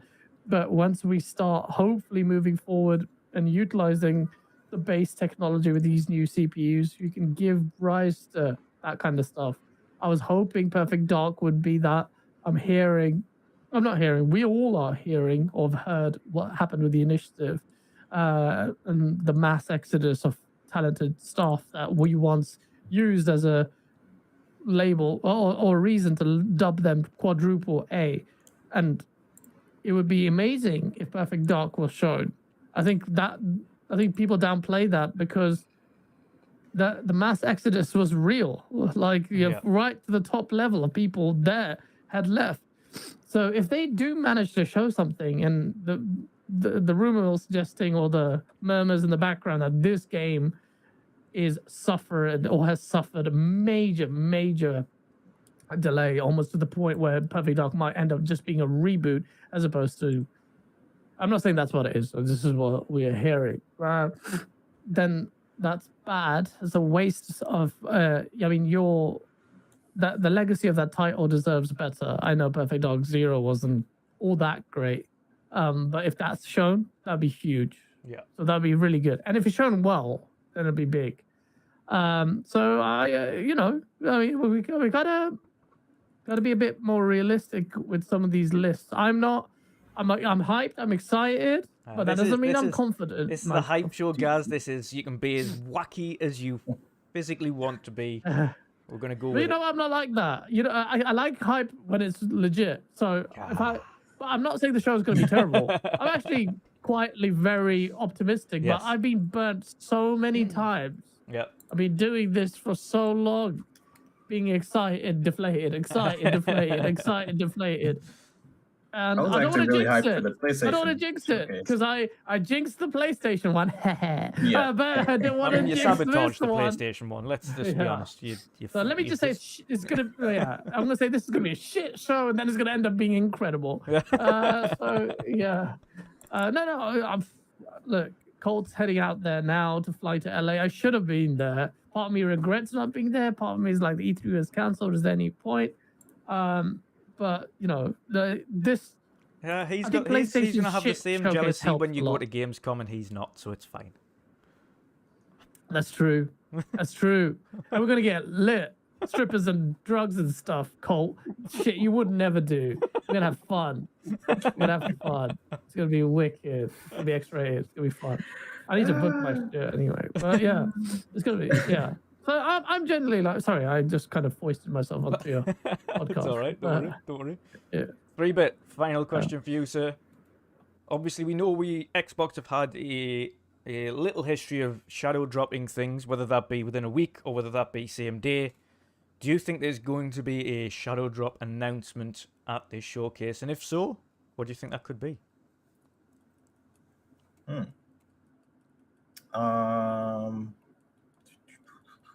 Well, I said on a previous podcast maybe Shadow Drop Hi-Fi Rush DLC, but that's a good shout. I'll stick with that. Yeah, that's a good shout. We've seen the rumors, and we've seen the additional achievements that have been added to that game very recently. Not officially, but on Xbox achievement website, whatever it's called again. Achievements. Yeah, they've got it. Yeah, so that'd be interesting.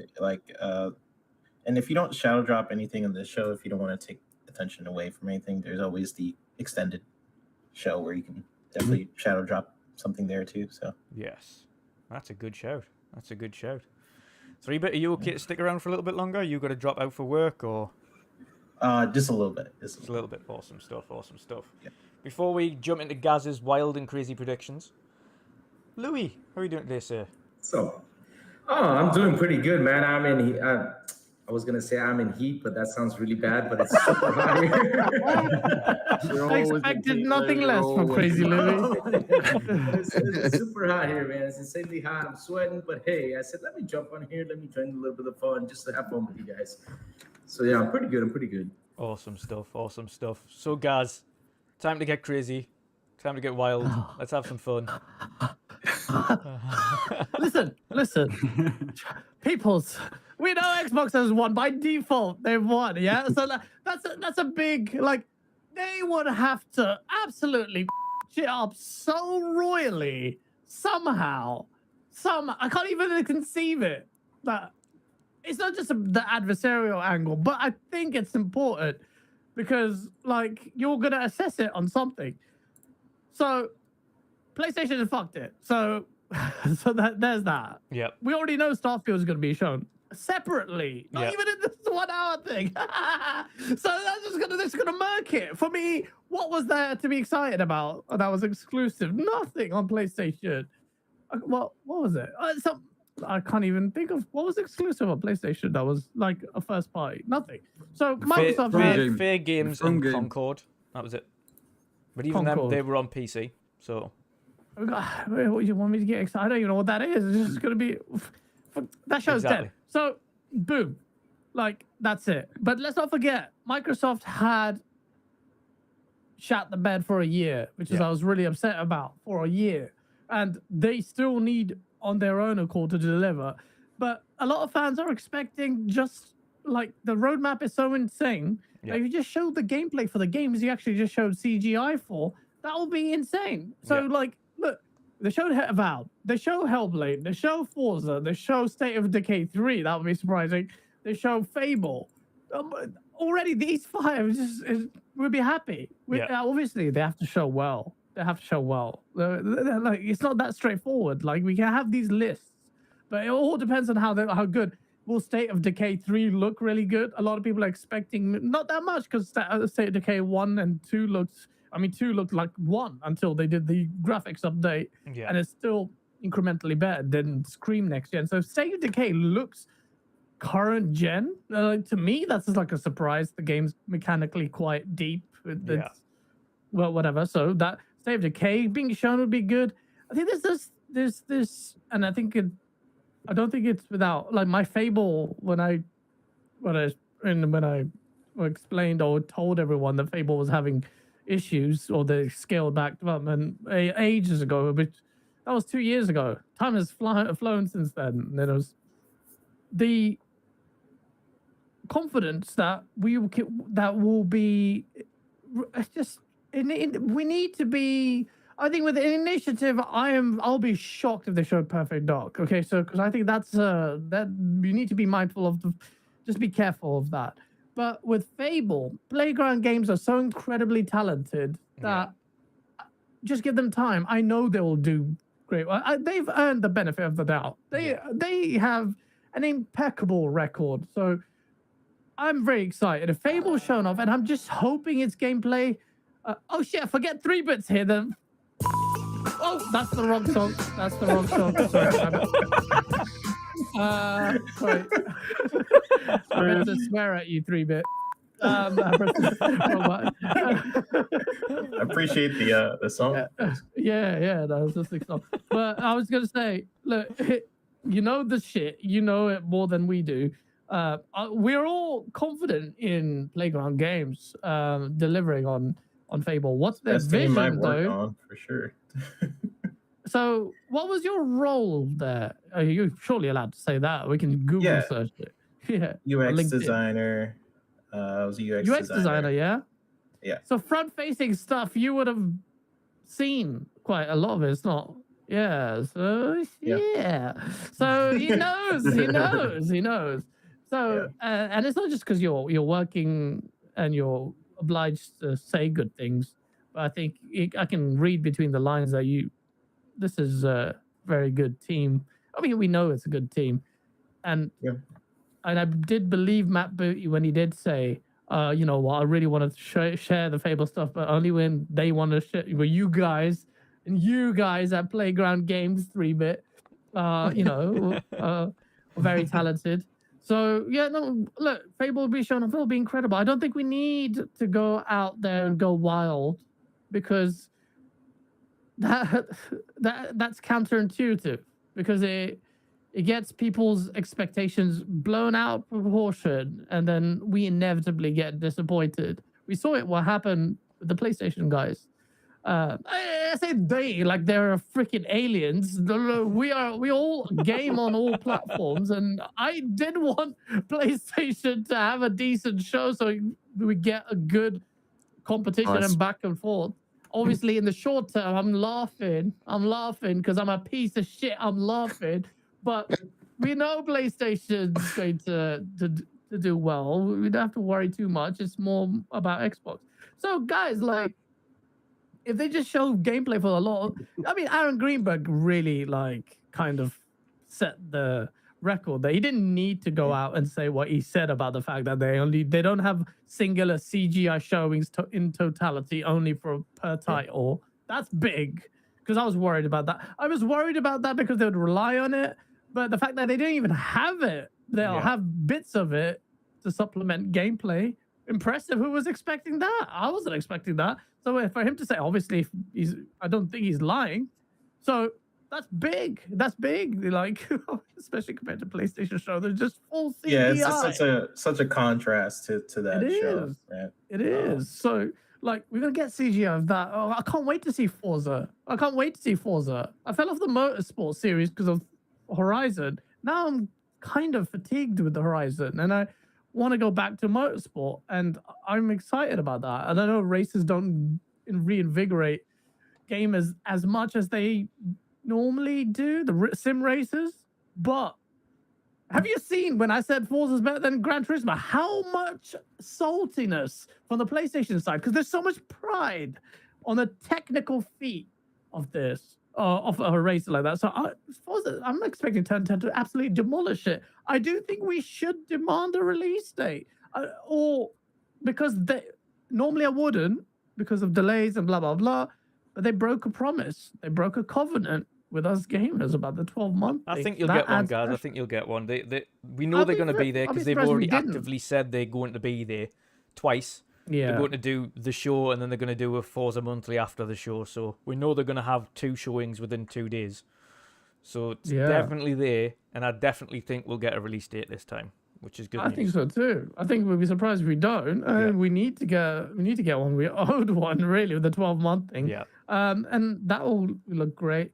So, I mean, Forza alone. Then you get freaking Fable. That's big. They're like already 2 big first parties and being shown off. You had Spider-Man on PlayStation. You have had this. I know you look at adversarial, but it's good to have some kind of baseline test the performance of the show. But then you show Hellblade Combat. This is a visually competent. I mean, it looks better than anything on PlayStation first party wise. Spider-Man did not impress me. Like, the bits of it are really, well, that's a lie. Some inside ray tracing parts look really good. Yeah. But I wasn't blown away like I was with Hellblade. Yeah. Hellblade 2's gameplay showing, I was like, everyone was like, okay, Unreal Engine 5, current gen, this looks like, crazy. Like, like everyone was like, okay, my brother's a pony, and he was like, okay, that was good.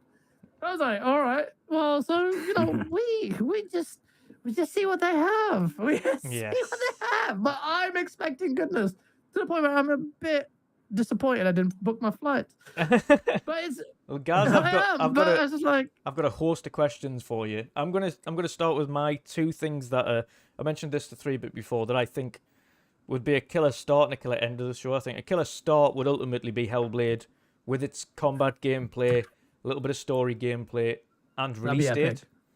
Start the show. You know off. why that's epic? Because it kind of reminds me of Rise and how Rise was the first. But obviously it didn't turn out great in the QT East, which is so funny because Spider-Man 2, you guys love that shit. And all it is press triangle, you mother.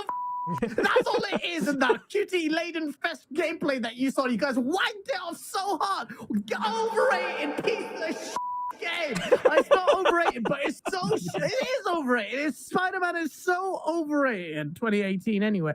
But sorry, you were saying Rise. Oh no, you were saying okay. Hellblade to start, and I think the end, which would would be awesome. And I think that would be a great way to do it as well, is everybody's expecting Fable, and you just don't show it all the way through the show, and people are just going, see, it wasn't there. But then the last game that's shown off at the showcase is Fable, with a 2024 release date. Ooh. I don't For think sure it's coming out. for sure I they're know, gonna I'll be end shocked with if it's it. coming out 2024. And I wouldn't be shocked. I I'm wouldn't be shocked. reading 3-Bit's face. You'd be shocked too. Trying to get a poker face. I can see. I don't know. Fable. But I think that would be an We awesome do end to the show. I realise- think primarily for me, it would be an awesome end because it would be a case of everybody's been waiting the entire show for this Fable tease that people think they haven't seen, and then it's not there for the entire showcase until the very end, and then the end before they go into Starfield, they end with that Fable in-engine or gameplay segment. That's like even a couple of minutes long because it's an hour and a half for the first show and 30 minutes for Starfield. So even if you do a Is it an hour and a half? 90-minute show for the first one. Yeah. Ooh, that's saucy already. Yeah. Holy shit. 'Cause I know we all do this. Don't even pretend. Don't even pretend. The moment the show starts, you're looking at the clock. Yeah. Because I am. Yeah. I'm like, I was right. during the PS showcase. I'm like, dang, are they gonna show factions? There's only a couple minutes. Yep. It's like 3-4 minutes left. We were doing Every the time the same live- because we were all reacting to it live, and we were like, Yeah. "Okay, there's like 10 minutes of the show left. Are they going to get to the first party stuff now?" Yeah. Like, I, never bro, came. I was being a dick. I was like, all right, 15 minutes in, Yep. 30 minutes left, and poor Blaze And then- is sitting and there. His then the anus VR is getting tighter and and then the tighter. And you just know, you're like, okay, Yeah. I've been there. As an Xbox fan, if we weren't there last year, I'm like, maybe they'll show you all the stuff in the last 10 minutes. No, 5 minutes, 1 minute, give us one more thing. What the But I think being like Spider-Man. the final, if you say, especially if Fable's the one that's super, like it's one of the most anticipated things that people want to see at the minute because they want to see how Playground Games do it. They know how good Playground Games are at the at world design, and graphical fidelity. At not only that, but the polish that Playground Games put into their games, it is almost second to none. Even when you think of the port on the PC is absolutely flawless. Like Forza Horizon and Forza Motorsport on PC are the best ports that you can get from PC and console. They work and they scale beautifully. You can crank up Forza Horizon 5 to like 8K 120 frames if you've got a 4090 with ray tracing on, and you can literally crank it to the best possible thing, and it's flawless. So I've got no doubt on their technical ability and their fidelity levels on that game. So everybody's kind of anticipating, okay, so how do they do the character design? How do they do the combat? How do they do these things that they're not accustomed to? I fully expect they've got the people on board to be able to knock it out of the park. So I think a decent showing of Fable at the end, like a 5-minute or more gameplay section just on Fable to finish it off, would be phenomenal. I think those two killer aspects, start with a Hellblade and end with a Fable, would would just be probably a dream I think scenario. that's solid. Yeah. Start with combat, end with not just combat. Whimsical fantasy, and then you move into Starfield, of course, after that, and you've got another fantasy space game. And we got Starfield after that. We're so come on, man. See what I mean? It makes sense. But they are showing other things that we don't know about. Yep, That's exactly. the thing. We need to not forget. They've said that. We Yep. know that. They've said surprise So, announcements, what and could those it be? surprise announcements will either be in-engine or gameplay, which is even wilder. So That's yeah, exactly. In engine, like they could even show a little bit of Doom. I know you were like the new Doom. Oh my god, that would be like, Quake. yo, Doom exclusive to console, exclusive to Xbox. Oh, I swear to God, I'm so sorry, ponies. Just delete social Are media. you though, Gaz? Are you really though? I'm Come not on. sorry. I'm not sorry. General, you know I'm not sorry. I'm fucking waiting for this. I want to go into cryostasis and wake up on Sunday and just I need to get the source video out before then. But it's just the perfect storm. We withstood so many failures. To get to this moment, guys. Yeah. And you can, and Xbox can completely mess it up. So I that's know. why I have that's why I'm like, and I'm like, what, you know, I can't have blind faith in this company. I can never do I that. think just based on just Phil having to go to the Game Award. He has like a you know, that origin story in a movie where everything's happening that's bad to the hero, whatever, and then eventually he overcomes. You had Phil Spencer at the like Game the Awards. look of his face at the Game Awards, he was just like his face at the Game Awards, and you're just watching, and then the Redfall situation. I think this is the moment where he's like, you know what? Let me show. Let me show yeah, people we're going full tilt, guys, and you better be ready. But yeah, guys, that'd be good to get see Phil Spencer get some reprieve. Sorry. Let's get some of your. I've got a few questions for you then, and I want to hear your predictions of how this is going to run down. So, what do you think will open the show? What do you think will open the show? I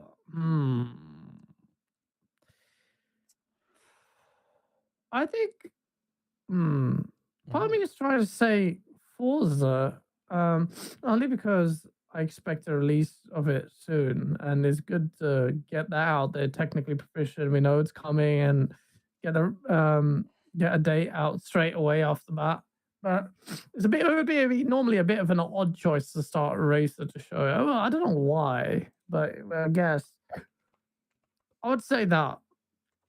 Alternatively, if they showed off Avowed, I think look with these shows, isn't just what you show, it's how you show them. Yeah. And like Kojima's reveal with the Xbox, they didn't handle that well. That was so pointless. Yeah, like, but they could have done it. It's like one more. But if they said one more thing, boom, Kojima's there. If they just presented it that way, we'd be talking about it in a very different way, even though the result is the same. Yeah. So you have to show these things that way. So just go out with with the, you know what it's like with YouTube and attention span and just general like human psychology. The beginning and the end will be there, like lingering on in people's memories. Yeah. So you start off with a bang, and I really like your idea of Hellblade, and I think that should show. I think that'd be really good. I think alternatively, Avowed would be really good. Like, oh, Avowed, boom, starting the show already. Your hype is like, you're set. You're flying now. I just got to regulate. So you get everyone's like it's like MDMA, you know, you're like boom, it's kicked in, your serotonin levels are high, and I just want a good night, you regulate and then come down slowly. Whereas with the show, you just go boom again, and that's it. Like, so you start off with Avowed or Hellblade or yeah, well, those two, that'd be good. And then in the middle have Forza.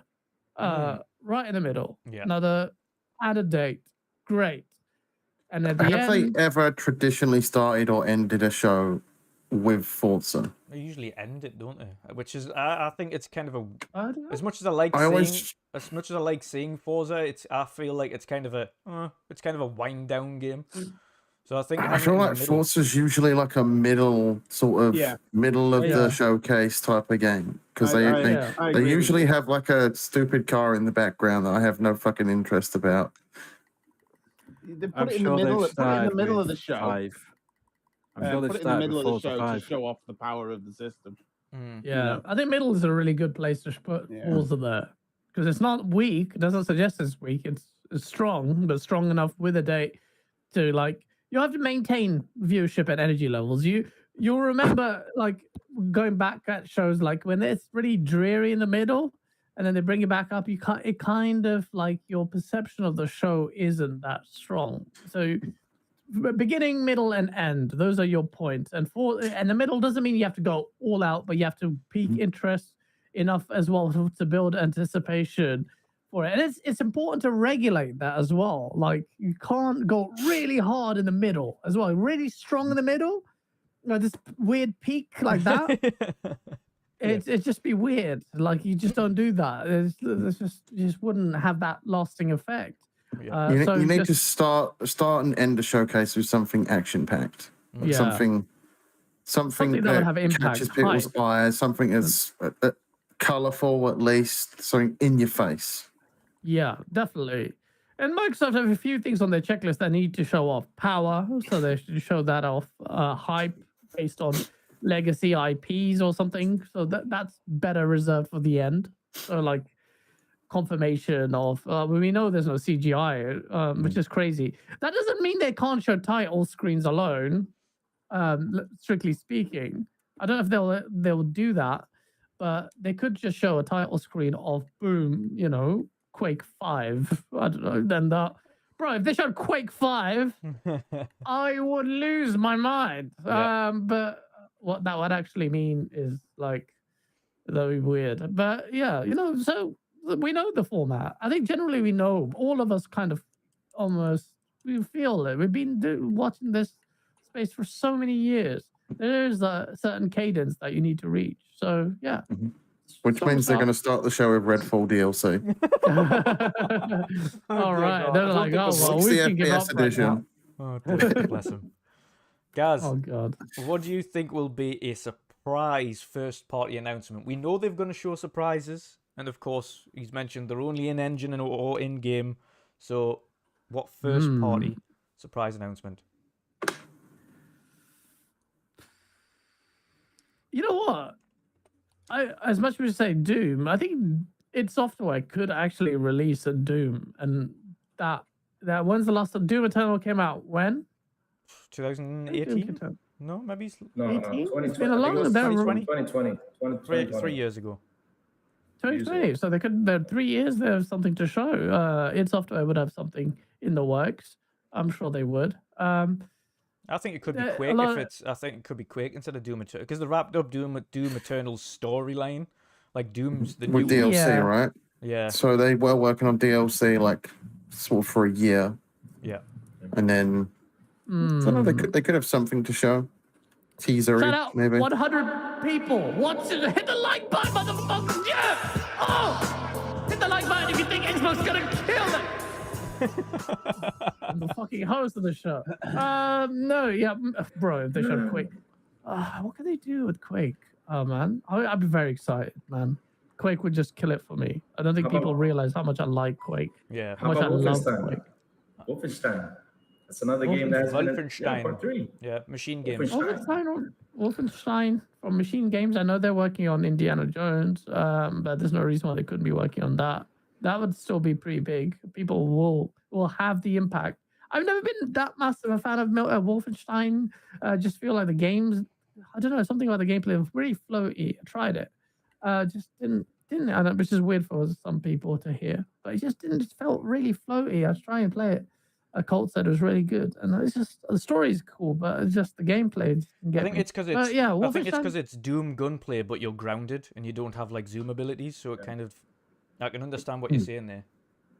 Yeah, it just was like really floaty, just like not like Doom at all. But that's just me. I concede that's just me. Most people, if they showed Wolfenstein, would be very happy about it. But I think something from id Software, because what other studios love that? Well, Compulsion Games, they'd be working on something we don't know. In Exile. What was it? And in Exile, the steampunk game. Yep. And the Compulsion are working on some fantasy something. I don't know. You've also got the game with IO Interactive, which is third party, of course. Oh yeah. But that's under Xbox Game Studios publishing. You've got Contraband, which is under Xbox Game Studios publishing. I'm surprised no one's mentioned Double Fine yet. Yep, Double Fine's next project. Double Fine. The reason why I'd be surprised about Double Fine, and we're assuming they'll show gameplay, is that if you know about or seen that, well, their development path for their IPs, and we know they're not working on Psychonauts. Yeah. They are extremely creative, and creatives like that. Ideas that they just take time to come to fruition. Now they may have already, over a period of years, had this idea building up in the background for ages. Hey, our next game should be this. Oh yeah, can't wait to do this. So you never know. And now they have the resources of Microsoft. If you watch that documentary on Double Fine, and these incredible team, but they've always been hampered by finances, and they don't have to worry about that headache. It's huge. This is why I'm so pro consolidation in some forms. So yeah, Double Fine could show something, and that'd be pretty big. Brutal Legend 2. Brutal Legend is a bit. I don't know. That'd be big. I'm not saying it wouldn't be, but I don't know. They would have to have a vision for something that they think would be viable for a sequel. But yeah, absolutely. Brutal Legend 2 would be met very positively. Jack Black returning would be awesome. Jack Black loves video games, bro. So, he'd be wicked. He'd be wicked for that. I mean, this is the thing. It's quite exciting to talk about. He's got a song called Video I was Games. about to say to Yeah. you, Steve, you've got a song out called Video Games. They just released it, right? Yeah, like a few weeks back. Yeah, it was quite funny. So I hate video games or something. Then he's like, video games. It was really weird. But he's really cool. I like him. I really like him. He likes me on my uncle. But yeah, Double Fine. Look at the slate of studios Microsoft has. You've got Western RPG Studios. You've got Double Fine, which is a platformer. You've got 1010 with races. Then you've got Machine Games, like they're the freaking first FPS powerhouse. Also, as much as I shit on Halo, I'd love to see what Project Tatanka Unreal Engine is like. Obviously, they're quite early in the day. Yeah. I would love to see who the studio doing. I always forget their name. What the studio building Tatanka. God damn it, I always Cool. forget it. It starts with C? No. Creative Assembly? No. Not Creative No, Assembly. no. No. What? damn it. Building Project Tatanka. We don't know that. Certain Affinity. Thank you. That's Stop Sean. Affinity, thank you, Petro. One. That's the one. Certain That's the Affinity. one. I Every always time forget we them. have to get somebody in the chat to help us with that one. Yeah. Yeah. God. It is every time. We've got no respect for him. Jesus Christ, we're scum. Yeah. I mean, I don't know much about Certain Affinity, but I mean, I'd love to see Halo. Yeah. Don't say it, Gaz. Don't. Look, No. man, with Halo, I love the franchise. We'll be coming for you. If they show Halo, man, I don't know the future of. See, we're hearing, and 343 haven't rejected this notion. So on the basis of their absence, we are presuming this to be true. They've given up on their single player roadmap. Yeah. I mean, it's 2023 now, man. It's been like 2 years, pretty much. It's obvious they haven't said anything about it.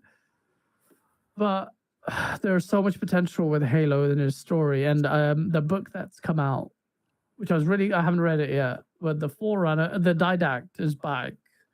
Again.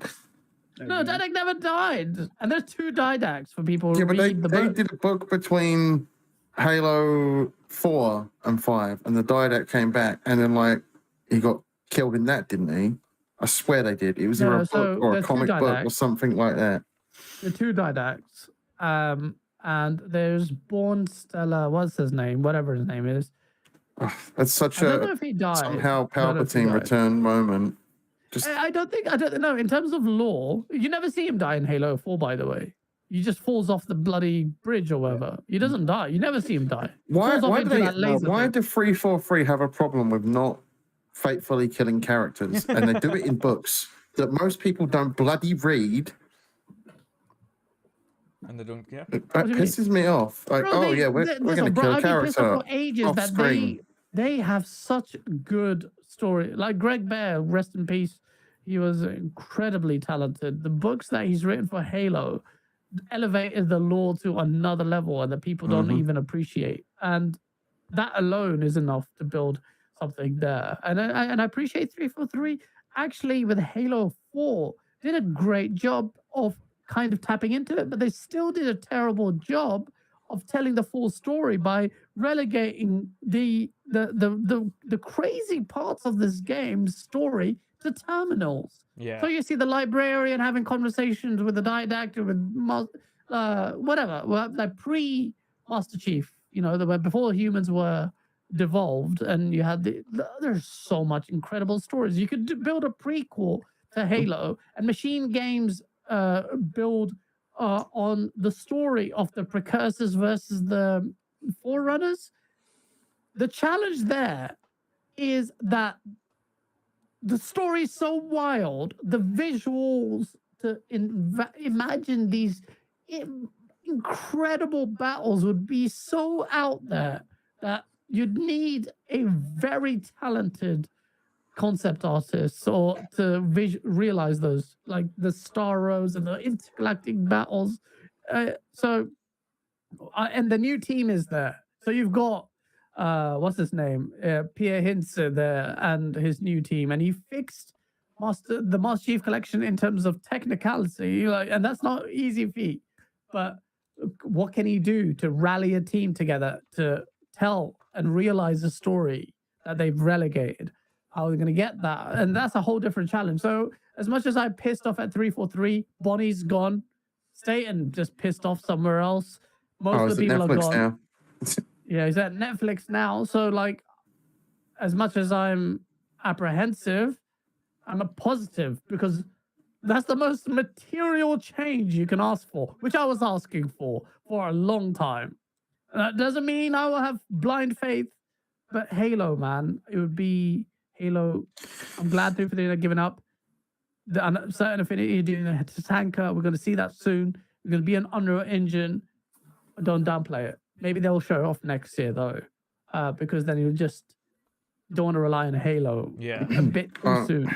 I honestly don't see any story Halo game getting announced for a good few years. Yeah, neither do I. Yeah. Neither do I. I think the story's become so messy where 343 have been so inconsistent with their storytelling that it's time for them just to flat out reboot Halo. Again, they just did it. Yeah, but they didn't. It was a soft reboot. They basically just soft rebooted it. Just fucking throw everything in the bin and start over at this point. It's too messy. Nah, you can't. You can't. What was it called? Those creatures. Starts with A. What's wrong with me? The things they never show you, but they keep scaring you about. What are they called? The Flood. You mean the Flood? No. The Flood 2.0. Yeah, but starts with A. Come on, chat. Please help us out. We're obviously fake Halo fans. The what are they called? The Scary Monsters. Endless. Thank you. Not A. E.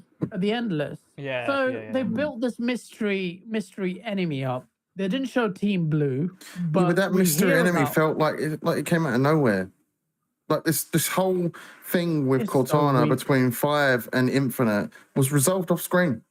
343 have an issue. They have such a fucking issue with resolving things off screen, and the Halo fans are just they've had enough of that. Enough. Stop resolving things off screen. Halo fans are still crying about the Halo fans that have more than one brain cell.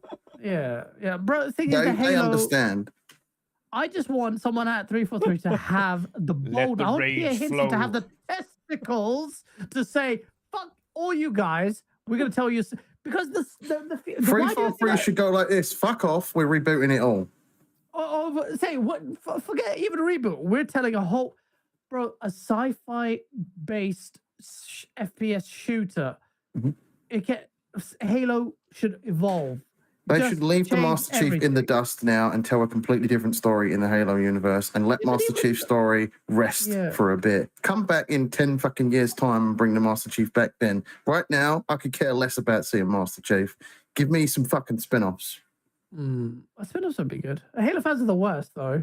Halo fans are, and we are the Halo fans. We are the worst. I got lambasted by them because I criticised Halo. You got lambasted by them. Harry from Gamers Watch got lambasted by them. Yeah, but the thing is, what I'm proposing is stick a middle finger at all of us and deliver your vision of Halo. If you're going to see, this is what pisses me off of Bonnie Ross. She was so bold. She took a picture of her, all the Spartans holding her. And she's like, hey, I want to be the George Lucas of Halo. That's what she said. She ended up the Kathleen Kennedy back those of Halo. Words. You didn't back it, and then you cut like on an excuse. No, so that is bad. I would never. She cared. She failed, but I would hate to be in a position to have led a failed legacy, because that to me failure, despite its marked successes. So enough Halo talk. I don't know, like, why are you talking about Halo? Indeed. But Halo is big. So like, we'll see that next year. But this year we're gonna see fucking Redfall 2. Safe. No, we're gonna... Redfall. Back 60 to, FPS edition. Back to hyped though, guys. Hyped. I want to hear your most Sorry. anticipated game that could be shown off here. Oh, I mean, and one that we've never heard of. Oh, Like, even a new one you have heard of. What is your most anticipated title that you hope to see at this showcase? I'm not gonna lie, I really want to see Perfect Dark, Yeah. not a reboot. Yeah. Because to me, the initiative and the talent, the potential is huge. If they saw fit to reboot it. Other than that, Quake. If Quake came back, I don't even know if he deserved Quake because arena shoots are so good. The new gen of gamers are so shit with it. But even Quake's campaign, even remember back on the 360 with Quake 4, the Quake campaign was brilliant. I really enjoyed it. I thought Quake campaign was really good. I never played Quake 2 or 1. Is that not in Game Pass? I don't even Quake know. 4. Might be. Might not be. I don't know. Because I never ever got a chance to finish that because my bloody Xbox murked the disc. It was good. Patio. I always forget. Patio. Yeah. Goodbye. Yeah. Quake, Goodbye, Quake Patio. and Quake 4 and Quake 2. They're all there. And Quake 3 Arena are all in Game Pass. On console or PC? Well, it's showing up on the PC, but yeah, I'm not sure. I can't tell without turning the Xbox on. Yeah, a quick goodbye to Patcher because he's nodding off after a long day at work. Patcher. So. Yeah, man. Good night, Patcher. I'll see you guys Sunday then, yeah? You shall indeed. Big days. All right, man. He's high as Definitely. fuck. No. He's I'm high not as high, fuck. man. I'm Are you coming to freaking tired, Gamescom? guys. No, You missed it when he was tired. vibing in his Really tired, Minecraft man. sunglasses. It's a proper mode. Yeah, I was... Take care, Pat. You man. All right, guys. I'll shit. see you Sunday, man. See you Sunday, bro. Yeah, man. Buddy. See you Cheers, later. guys. So yeah. So yes. Next up for you guys. What is your dream announcement? Could be anything. Dream announcement. Halo 6. Fuck you, guess. Not Gear 6, Lady Fox 5. Although if they ever did what I think they should do with Gears, that'd be amazing. But the dream game. Bro, there's an answer there. A very good answer that I just can't come up with on the spot. Because there's so many good games there. But if they showed, it's not a dream, but Killer Instinct, whatever they call it, 3, or I know there's been, can't call it 3, but whatever. No one cares about naming conventions now, apparently. Mortal Kombat 1. Yeah, exactly. So Killer Instinct 3, or whatever you'd call it. I would love to see. Because, bro, how good is Street Fighter, man? Oh, God, yeah. Like, I did not expect to like it that much. Mortal Kombat bear. I'm a bigger Mortal Kombat fan, by the way, General. I'm kick way your bigger. ass. Oh, fuck you up so bad. That's one game I will freaking fuck you up. Come then. Download Mortal Thing is, Kombat you've 11. only Let's have played it. 12, and I didn't play that much. And they've nerfed Kung Lao. But yeah, if Killer Instinct comes back, that would be mad. Rise 2, I don't think that's going to happen, but I think that would be very good. I think Rise would be also met more positively, considering the QTE forced narrative. Like, you accepted it with Spider-Man, you better accept it with freaking Rise. Rise 2 would be good if Crytek have the appetite. Yeah. StarCraft is only, I'll be excited if ABK goes through. But ODST, what? No, Christopher, no. Chat is coming up with some dumb shit. Shoot pony game. What the fuck are you saying? Scale. I swear to God, don't you dare say Scalebound, Sean. Scalebound, so we're going to just skip past the first one. Scalebound. Scalebound sucks ass. Yeah, man. Like, there's a lot there. Microsoft Suite is so good. Don't say brute force. Yeah, there's a lot there. There's a lot there. I mean, Legacy. I don't care about Banjo. But I think it'd be nice to see people who do care get happy about it being revealed, because that's one of those moments, like, you know, you sat on it for a while. Obviously, Rare would have to have an appetite to realize the vision of this game. Yeah, Crackdown 4, no. I don't ever want to see Crackdown again after that last one. It was shit. The campaign, the single player wasn't so bad. Yeah, Multiplayer I liked was it. absolutely failed. It was quite fun. I completed it. Was it nice? It was quite Same fun. shit. It was just okay. Like, just have, you know, usual special, collect orbs. But it was good fun. Just, yeah, it wasn't great. It The wasn't best great. part at of all. that was Terry Crews. Come on, that's it. Yeah, Other than that, it was I shit. say this, Terry Crews didn't even swap characters, but yeah. I mean, there's a lot there. I mean, the thing is, in terms of like wild out there predictions, like it doesn't even need to be that. I mean, it just the new IPs that we should also be inviting, instead of like sequels to stuff. Yeah. Ask for new IPs. Obviously, it's hard to talk about them because they're new IPs. You can't just give birth to something we've never heard of. Yeah, of course, but even then, you're speaking on Compulsion and Exile. Yeah. As mentioned before, Double Fine. Then you're talking about, as you mentioned, IO Interactive. Then there's a number of IPs we have no idea about. I have no idea that are floating about there. So they have a lot of talent pool. As time's gone on, I'm kind of sick of the ABK thing as well, and I feel like it'd be good for the deal to go through. The reason I'm excited is I'm banking on some of their legacy IPs with StarCraft and Blizzard stuff. But really, I just want to see Toys for Bob do Banjo Kazooie or Conkers or something like that. Like a whole mega platformer that Miles came up with. This idea is really good, like Crash, Spyro. You know, you have everyone. Even freaking bring back Blinks the Time Sweeper. Fuck's sake. Banjo, and you have Conquer, all of them in one big mega platformer world. That would be epic. Be insane, yeah. Even I'd be excited. I'm not a big platformer fan. So yeah, I mean, but ABK is just like, I feel like 70 billion, like, just by other studios, like smaller ones, bigger ones. Bring back, yeah, I'll tell you what, Lost Odyssey 2. Bring that back. Shout. And I haven't even completed Lost Odyssey 1. I haven't even done that. And you know what? But if Lost Odyssey 2 comes back. Lost Odyssey 2 or Blue Dragon. Either of those. I wasn't a big fan of Blue Dragon, but yeah, Lost Odyssey. In fact, you know what? Fuck. I installed. Have I installed it? But I want to play Lost Odyssey. Yeah. I've even got that on the Switch now, you know, Lost Odyssey. Huh? Yeah, it's on the Switch. How the fuck is it on the Switch? Yeah, it's been on there for a while. As in, officially? Yeah. Lost Odyssey? RPG. Yeah. Japanese RPG. Yeah. It's on the Nintendo Switch. Yeah. I bought it ages ago. I still haven't played it, but I've got it. Yeah.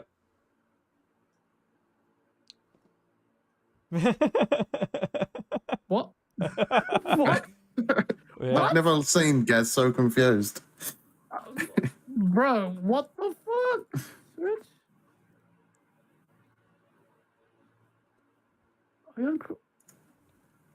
No. What? What are you doing, Crazy Louis? There is no Lost. There is no Lost. I might be thinking of a different one, actually. Or was it? You fuck you, man. Confused the shit out of me. I'm like, I would actually play that on the Switch.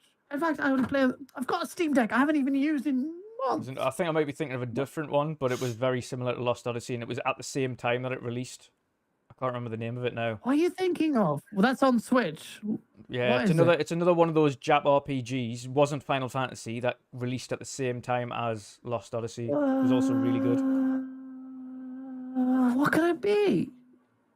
Blue Dragon, Lost Odyssey 2. Those are the big ones. On the 360. And you're saying it's on, you know. I don't know what you're talking about. Lost Odyssey is the guy, moody looking guy. You start off with the CGI, melds into. You ain't thinking of Enslaved Odyssey to the West, no, are you? No, definitely not. It's the only other game that sounds like that it comes to mind. No, it's not that one, no. I'll have a look at it in the background anyway, but continue, Gas. Yeah, just ruined my flow there. I don't even know what it was. But you know, Lost Odyssey 2 was that really. It had a very mature story for an RPG that had some pretty, like fantastical visual aesthetic. I really want to play that. Time is so, bro. My backlog goes all the way back to Vagrant's Story on PlayStation 1. So it's like, what the fuck? It's just impossible. But I really want to play that. I don't know how do you make content? How do you work a full-time job? How do you freaking play all these games and the new games and do podcasts? It's like, you can't do it. But I want to, and it's kind of sad because there's so many good games. But yeah, sorry, I've talked about it for ages. Sorry, you guys. But yeah, like, there's a lot there. I hope Microsoft will be diverse because they have to be because of their Game Pass model. I hope they don't neglect Japan. I think they show a Western RPG. Oh my head, Japanese RPG. That would be very good. That show they need to do that. Just like Sony needs to have a good Western RPG. Hence the rumors of them buying CD Projekt Red. So yeah, there's a lot to be excited for people. Like even like the conservative show could be great this year as long as they show gameplay. So I'm hyped, man. I can't wait. And It'll be a long 2-hour show. Yep. It's gonna be. Yeah. Well, it might be very short. Yeah. Shut up, Gaz. Let someone speak. I'm sorry. It's all right, Gaz. Come on, Gaz. Crazy Louis. What do you when think? are you going to jail? Because it's coming. Gaz. I have a skit in my head of Crazy Louis. I'm not gonna say it, but I have an idea. It's so good. But you have to be a good sport and accept it, which you will be. Oh, you will, yeah. Because Louis up for anything. You've seen his videos. It's so funny. It's a montage, I should tell. It's a montage of Crazy Louis going, he does it every morning. It's a crazy good morning. He does it. And I have this idea. For Crazy Louis and Crazy Taxi reboot. Yeah. Crazy Taxi. Oh, God. Gaz, what do you think they're going to close the show out with? What one last thing before the Starfield show begins do you think they're going to close the show with? Imagine they showed Kojima's game. Yes. Jeff Keighley would be rubbing his loins. He'd be fucking. He would be so upset. You'd cry about it socially on social media. Why would you not show it my show? I thought you loved me. Yeah. Jeff Stranding. Yes. Oh, yeah. Close off. What would be a good game to show it off? Like, boom. Fable was a good idea, what you suggested there, Dutch. I think that's a solid. Oh, they haven't shown. Oh, they have shown it. Yeah. Oh, it's gameplay. Oh, it looks good. Oh, there it is. And that's how people start chattering. Yeah. And so that's a good show. Shut up, Pink Vibes. This is my show now. Yeah, I'm gonna do this and this. Oh, fuck. Oh, shit. Demonetize. I think there was enough screaming over the top of that. It's all right.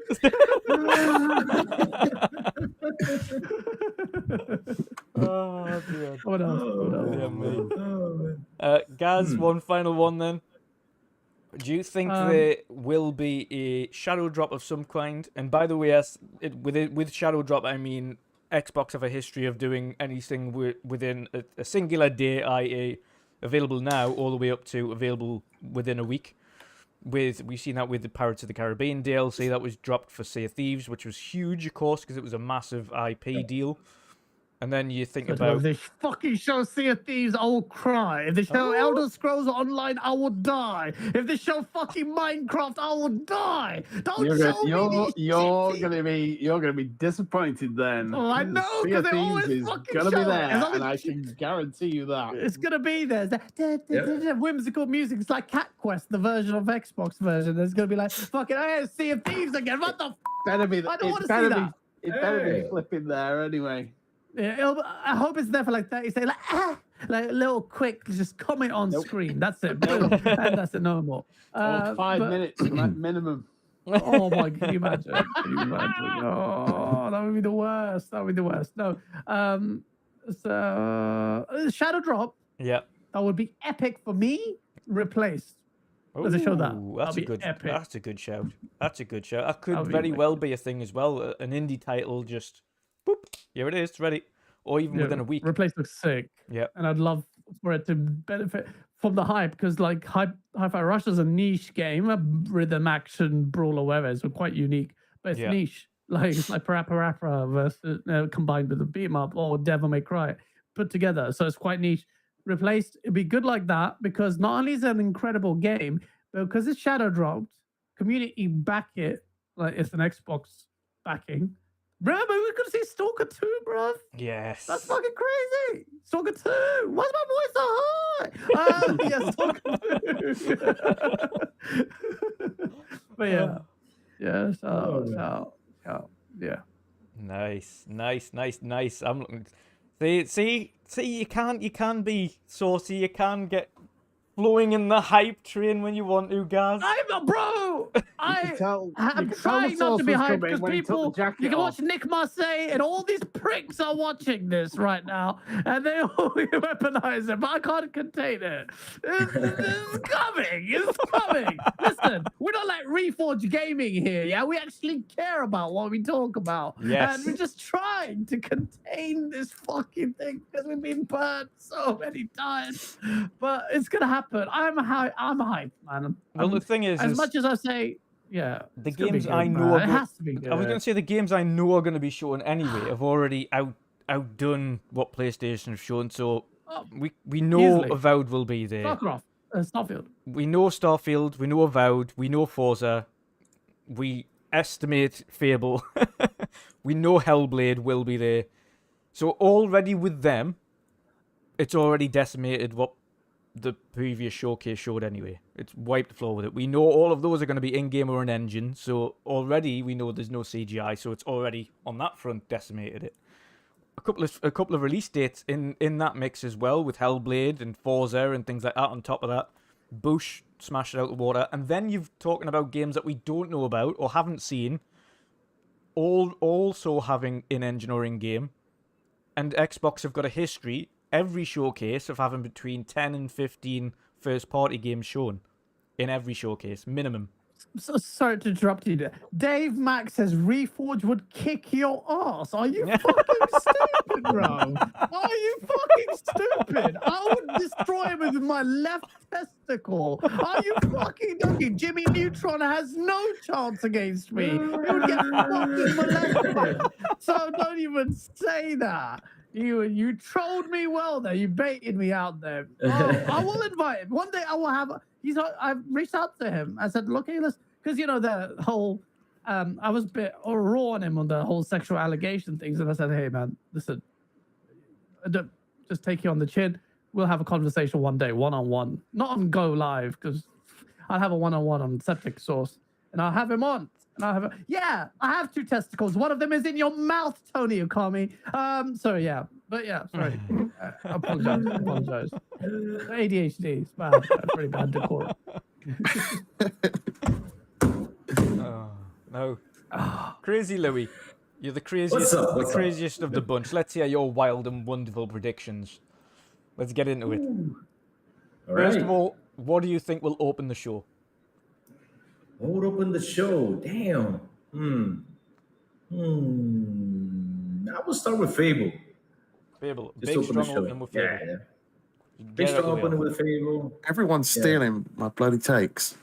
Everybody's stealing my takes. Said, damn it, let's start with Age of Empires then. It will be much better. Start slow and then go in with the heat. Shit. Crispy Bomb stole Hellblade from me, and then I was going to switch it to Fable, and now... Oh, Stuffy, sorry about the echo. The thing is, the room is empty because I'm in the new apartment, so it's gonna be echoey. I'm still have not filled up the room, so yeah, it's gonna be a bit echoey. Sorry, guys. It's okay. Don't worry. Don't worry. So Fable's starting strong. That's a good start. Good start. What do you think will be a surprise first-party announcement? Ooh.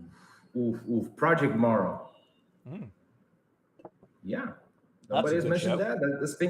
That's been pretty quiet. And also, another big surprise could be State of Decay 3. That's another game that's been quite silent, Pretty good. State of Decay 3 as a start would be pretty interesting. Very unexpected. But it would be interesting. Yeah. That's a good shout.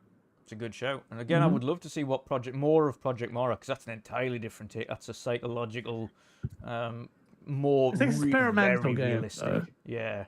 Yeah. Very realistic. It's going to be weird because, of course, we've seen what they can do with the friggin' realism on the showcase for Nvidia and showcasing the animation tools and things. So Project Mara would be scary real. Be like, oh. Yeah, good shout. Good shout. Yep. What's your most anticipated game, Louis? Ooh. Oh man, most anticipated game. I mean, definitely if they show it, Doom. I mean, if I see Doom on there, I would literally cry. I mean, I really want a Doom. I want a Doom. I'm a big fan of Doom, and I just want a Doom. I want a Doom. I really want to Doom. Nice. Doom would be big. Doom would be huge. Doom would be huge. Yes. What about your dream announcement? Oh man, that's easy. Scalebound. No. I mean, who the hell would No. I'm doing so well. Time out. Wait. Get out. Time Get out. There's the door. Don't Out let the- it in the ass Get out. I had to bring it. I had to bring Dr. Kick. Scalebound. That would be. Who invited Vin? Been in a Louis costume, that's what that is. Did he put you up Time with out to the chat, please. You know, I'll be honest with you. What would be your dream to see? I mean, I would love to see at least extra content for Halo. You know, extra story content. That would be a dream to see. If they come up with that, man, that for me would be pretty awesome. Since we know Halo's been quiet with the story content and stuff, that would be pretty fun if they actually, showed something about Halo. That would be my dream come true if they actually showed something about that. Okay, fair enough. What do you think will close the show off? A big one last thing game. Kojima, all the way. I think Kojima should come out and probably announce that game that, it's been pretty silent. It's been pretty We have silent. to show gameplay for it though, and that's where It'd be an engine footage. Yeah. Or the Yeah. long rumored game called The Mandalorian that's been talked about for a long time. It's been rumored for a long time. Can you guys imagine they actually do show a Mandalorian game that comes exclusively for that? That'd be insane. that would be pretty epic. That would be pretty good. That'd be very good. If it's exclusive as well, that'd be incredible. But I think on It that might not point, be the though- Mandalorian game you want, though. Oh, but hey, it's Mando. I mean, that would be pretty huge. I mean, since What do we're you from mean? our heroes, Mando? Hell Well, yeah.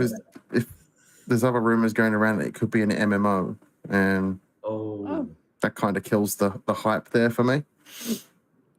Oh. Depends on how it does. Depends how they do it. How it It works. depends on how it's done. Yeah. I know this is beyond the scope of this podcast, but I think I'm astounded at how stale the development in MMOs, console MMOs have been. Like everyone does click-based stuff. No one thought that a big like Mass Effect style MMO like on consoles we had Huxley. Do you remember Huxley in the 360? Oh my god, I days? remember that. Do you remember that? Yes. Like that was an MMO on consoles, like FPS MMO. Never saw the light of day. Never saw the light of day. But the point I'm trying to allude to there is the game developers. I don't get it. Fucking, they're so dumb. There's so much money to be made from a game like World of Warcraft. Gave you the template.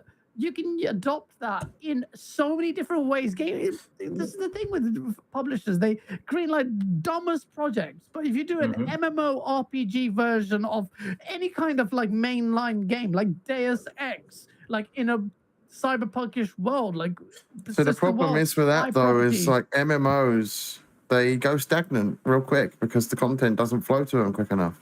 Well, if you flow with the content, you've got World of Warcraft that is persisted for ages. If you've got the core gameplay loop that is really good, you're gonna have it. Name going another MMO that has been consistent. There's no MMOs conceptually even. This is my idea. They don't even give birth to them, let alone Exactly. have failures. Whereas with the what's it called? Final With all the Fantasy gas 14 games, we is saw probably the only Rumbleverse. We've consistent seen one. trillions of them. I think Final Fantasy It's because 14, no one has. World of Warcraft. That's really, from an MMO perspective, those are the only two. I know, You know- ESO's been doing okay. But Guild Wars, not really. ESO's been doing okay. It's had a little bit of revitalization, but Final Fantasy 14 and World of Warcraft are probably the biggest MMOs. Yeah, but there can be so much more. Yeah, yeah, of course, definitely. If you play Mass Effect MMO and you could just supplant that with content, we'd be playing it all the time. Like even Mass Effect 3's freaking core gameplay loop in the arena mode was so good. I remember even playing as a bloody Volus, going around trying to attack things. Like if you have that core gameplay loop in a big world, then expand it by properties of travel together in Interstellar, have different classes, have an engineer, have a pilot, go into a world like. Anyway, sorry, I'm taking over again. But it's okay. But yeah, I've been asking for that game for a long time. I mean, ever since I heard that rumor, I was like, oh man, I hope that's true. I hope there's actually a real, truly Mando game, man. I would literally go and say it's true. I don't think it's going to be what you want. No. How do you know what he wants, General? You prick. He just literally trying to be excited and you just shat diarrhea in his mouth before the I dream want is the even over. Mandalorian game, and like there's two conflicting rumors about what this game's going to be, and one of them is it's an MMO, and I have Crazy no Louis, faith would in you be happy MMOs. with the MMO? Most MMOs are fetch quest and fucking boring.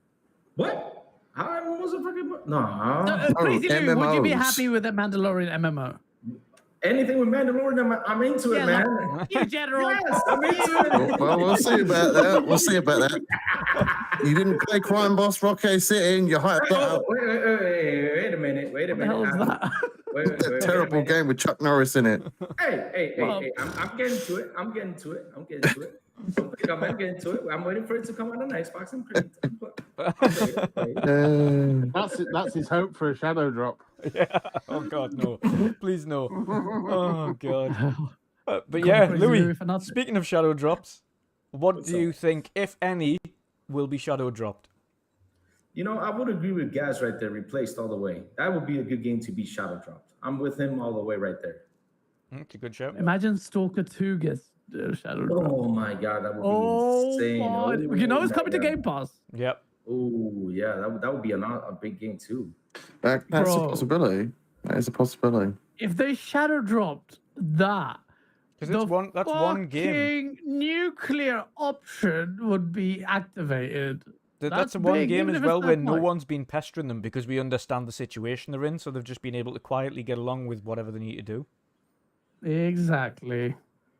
And I don't think that Stalker is a kind of game. Well, a bit tentative on this point, but it is a first-person shooter. I wonder how they would market it. We know PlayStation, Xbox's marketing is terrible, so I would think that a shadow drop marketing would be big in its own right. I think Stalker would actually benefit from a shadow drop in terms of marketing or lack thereof by natural, organic marketing, because that comes out.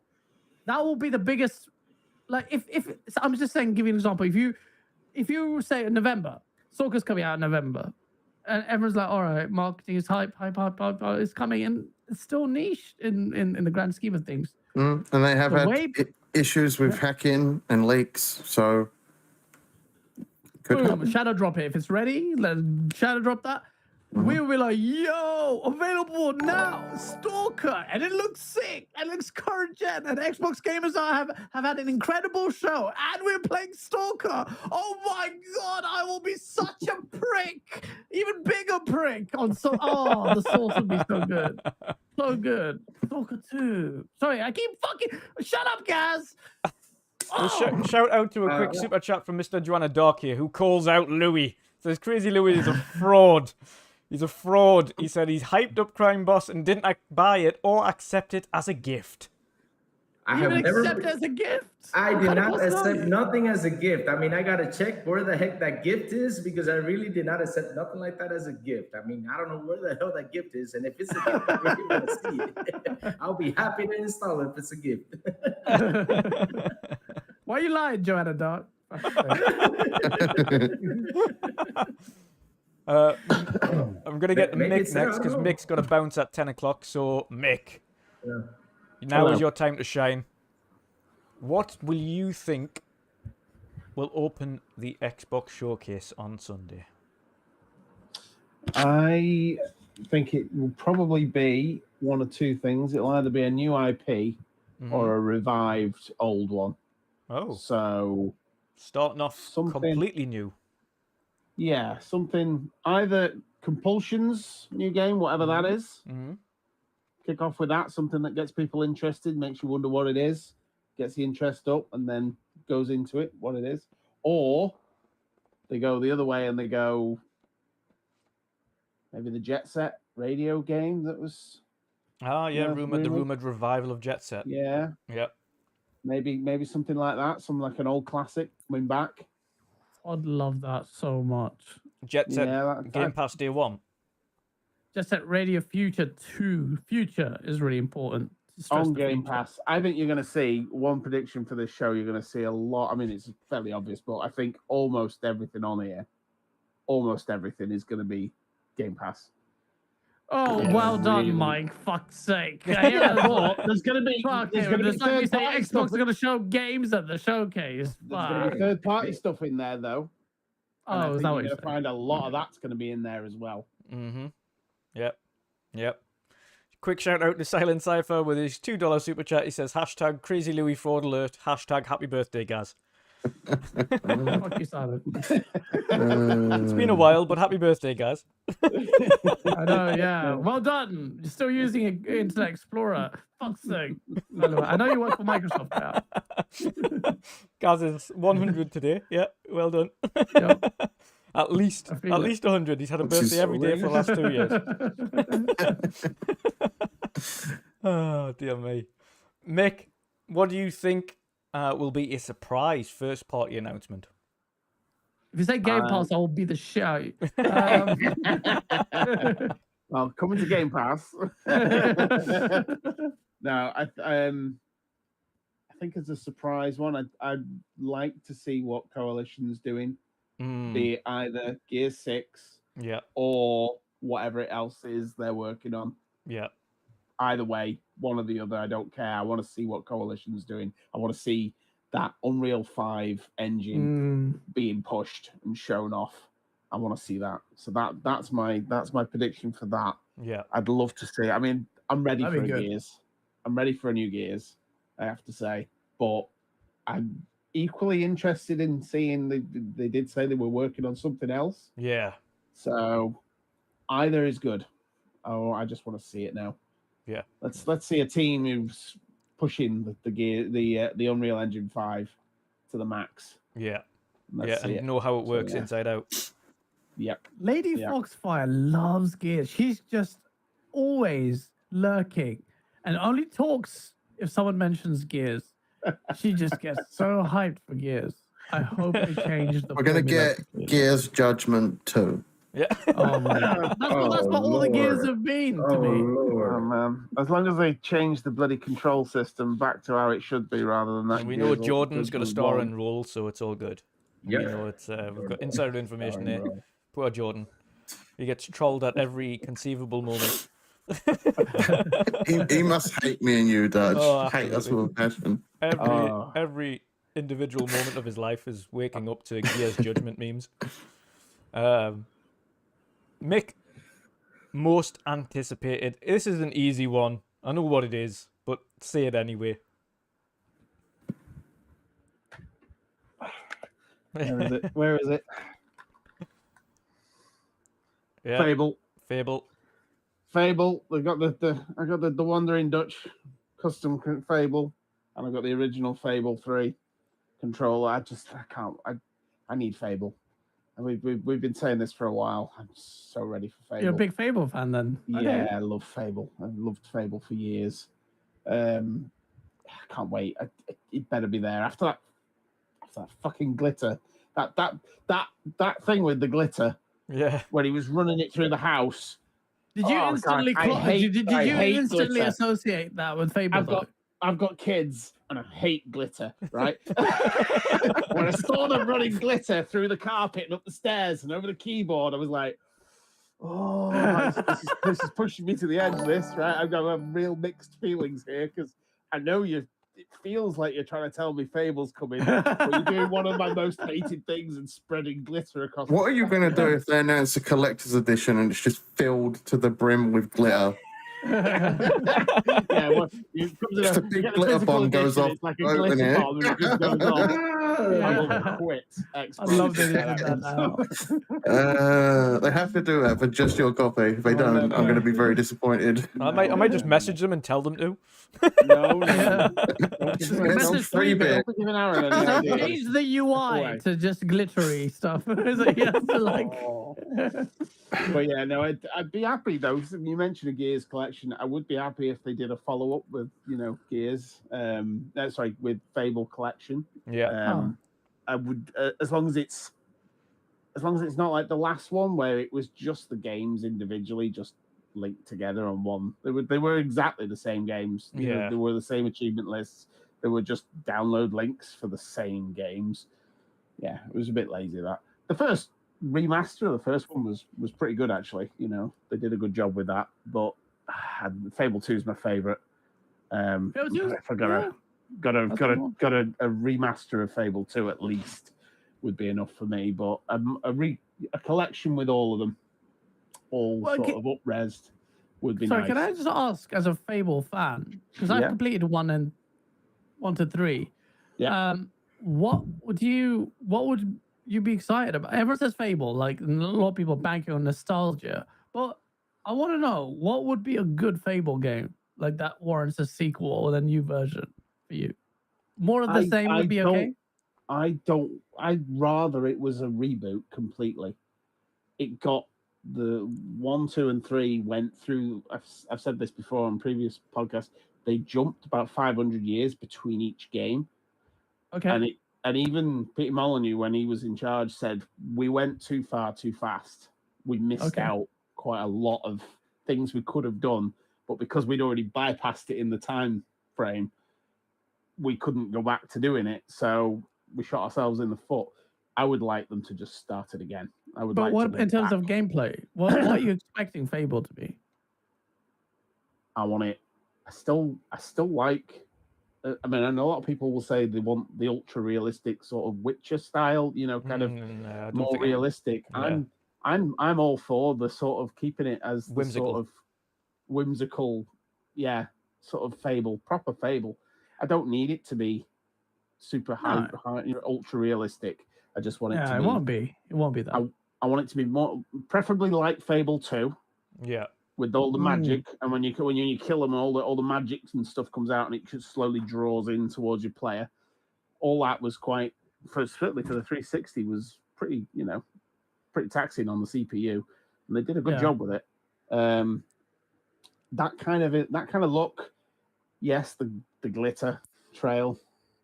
It's not real glitter, so I'm okay with that. But Might be. You never know. no. I'm gonna send you a nice big glitter bomb. See, don't you You're dare. getting brigged next time we're on Tuesdays, I tell you. Worth it. But yeah, no, I like the humor. I like I like everything about Fable. It's always been one of my favorite RPGs. It doesn't take itself too seriously. I don't want the fart jokes. I think that's a bit weird. I think like you've got to have that for it to be Fable. I don't think you do. And the chicken kicking. You need the chicken kicking still in there. To be fair on the fart jokes, they're only really there if you do them. Yeah. If you go around doing the fart emote, that's when it happens. Yeah, that's on you, Gaz. It's on you for doing it. That's a you problem. It's not like you walk around the entire game and every 30 seconds. I know. But when I was, it's only like Sea of Thieves where you can walk around doing the crab dab. You know what I mean? And that gets people triggered as it is.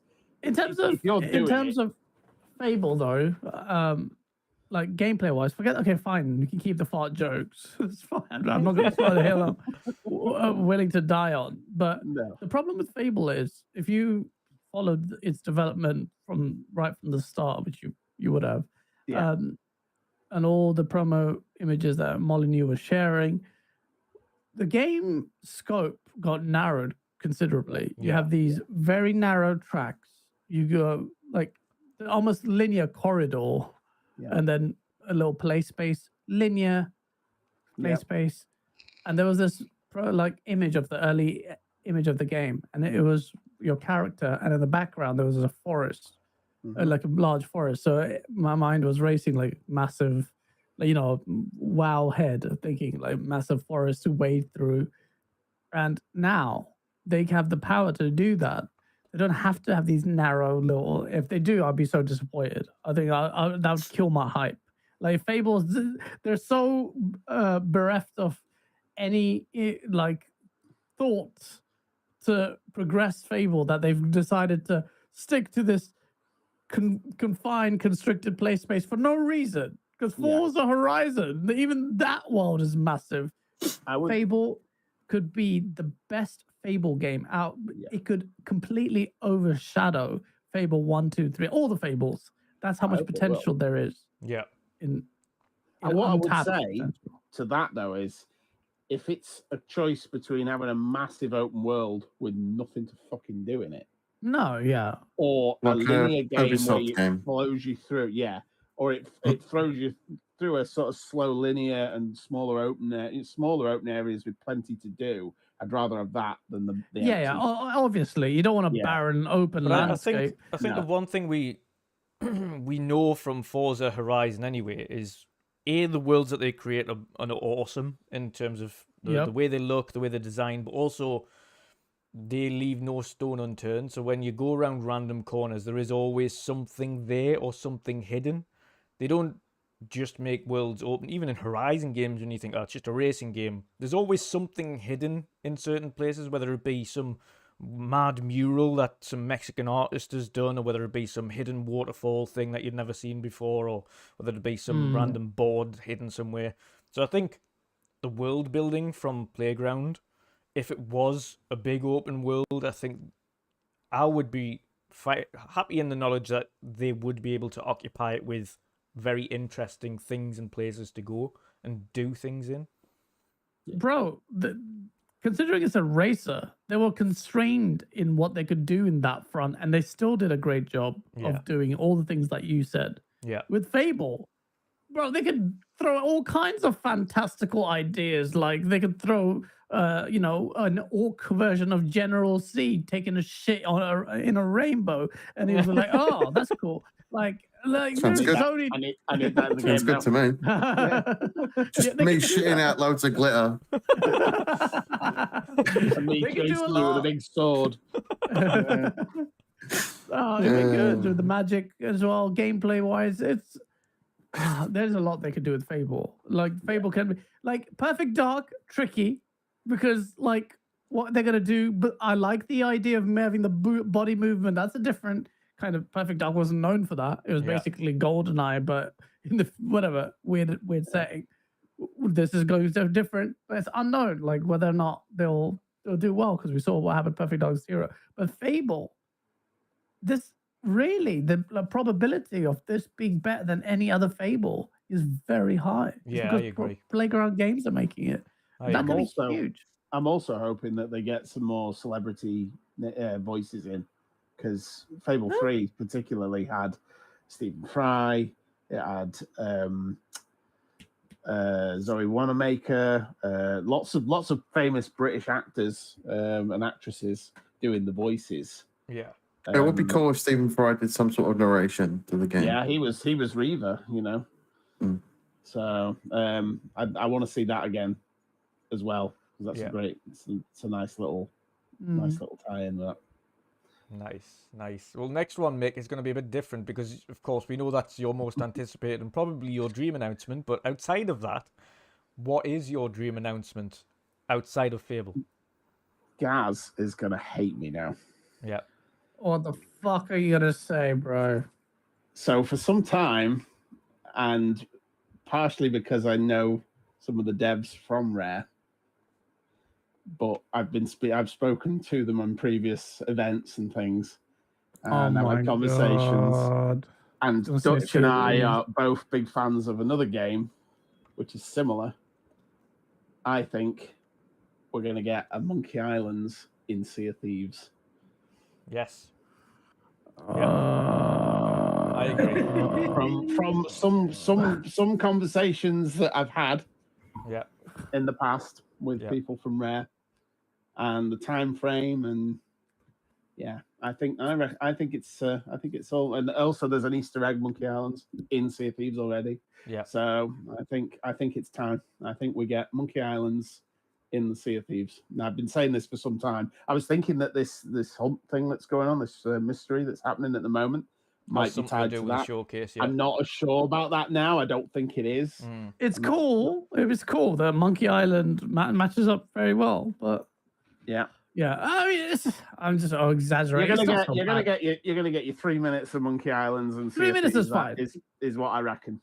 3 minutes is fine, and I'll be happy at that point. Yeah, that's fair. That's fair.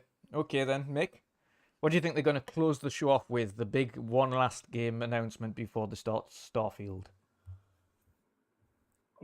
This is a hard one. I think it's either going to be Fable. Yeah. Or Forza. You think Forza will end again?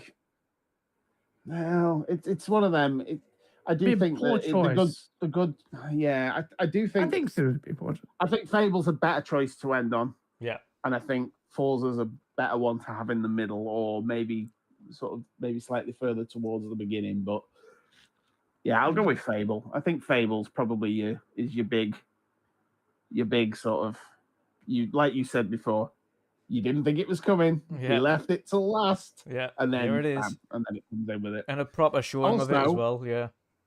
I also have another slight prediction that maybe there'll be some, because they've done this in the past with other first-party games, Fable ship sets in Sea of Thieves, as if you watch the stream. Yeah. Or if or coming soon to the Emporium, Fable stuff in Sea of Thieves. Yeah. It's also quite a good match. Fable for Sea of Thieves. It's set in a similar sort of time frame. World, yeah. Sort of that's a similar art style and everything. So, yeah. Guys should join us on Sea of Tuesdays. Yeah, guys, it's welcome. Yeah. What's that? Sea of Thieves. We do a Sea of Thieves podcast every Tuesday, but it's playable, so we play with each other. Yep. Whilst we podcast. I'm down for that. You play what? I'm not Pirate Legend or anything. I've hardly played it. No, I mean, Jen's only just turned Pirate Legend. Yep. So. I'm the baby of the group. See. Just don't give me an explosive barrel. I'll be blowing up shit. You just sink us within seconds. It'll just find an explosive barrel out of nowhere.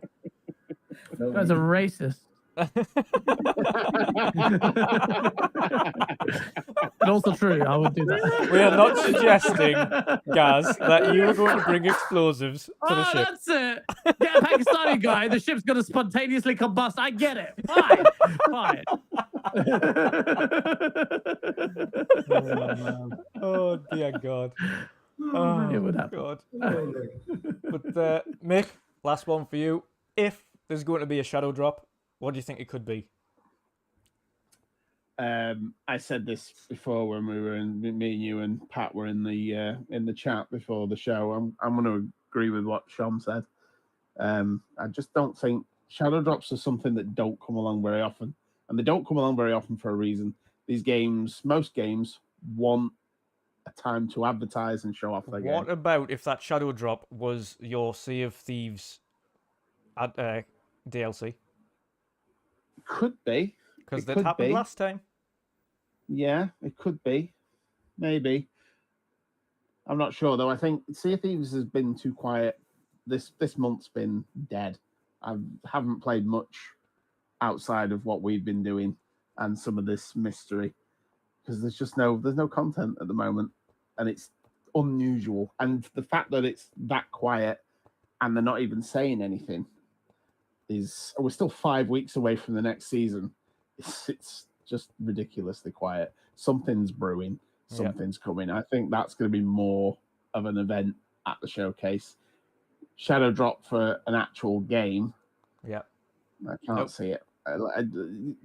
Hi-Fi Rush came because it was such a small side project for Tango.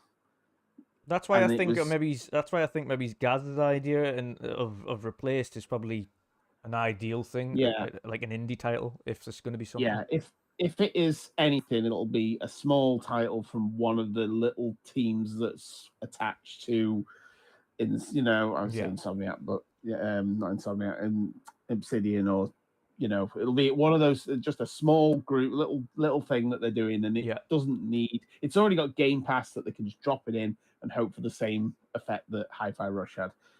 But I just don't think Shadow Drops don't come very often, and as soon as they do, it's like it takes about 2 or 3 years for us to realize we're not getting any more. It was just a one-off. And then just people keep asking for them, and it's like, it's not happening. Don't get used to that.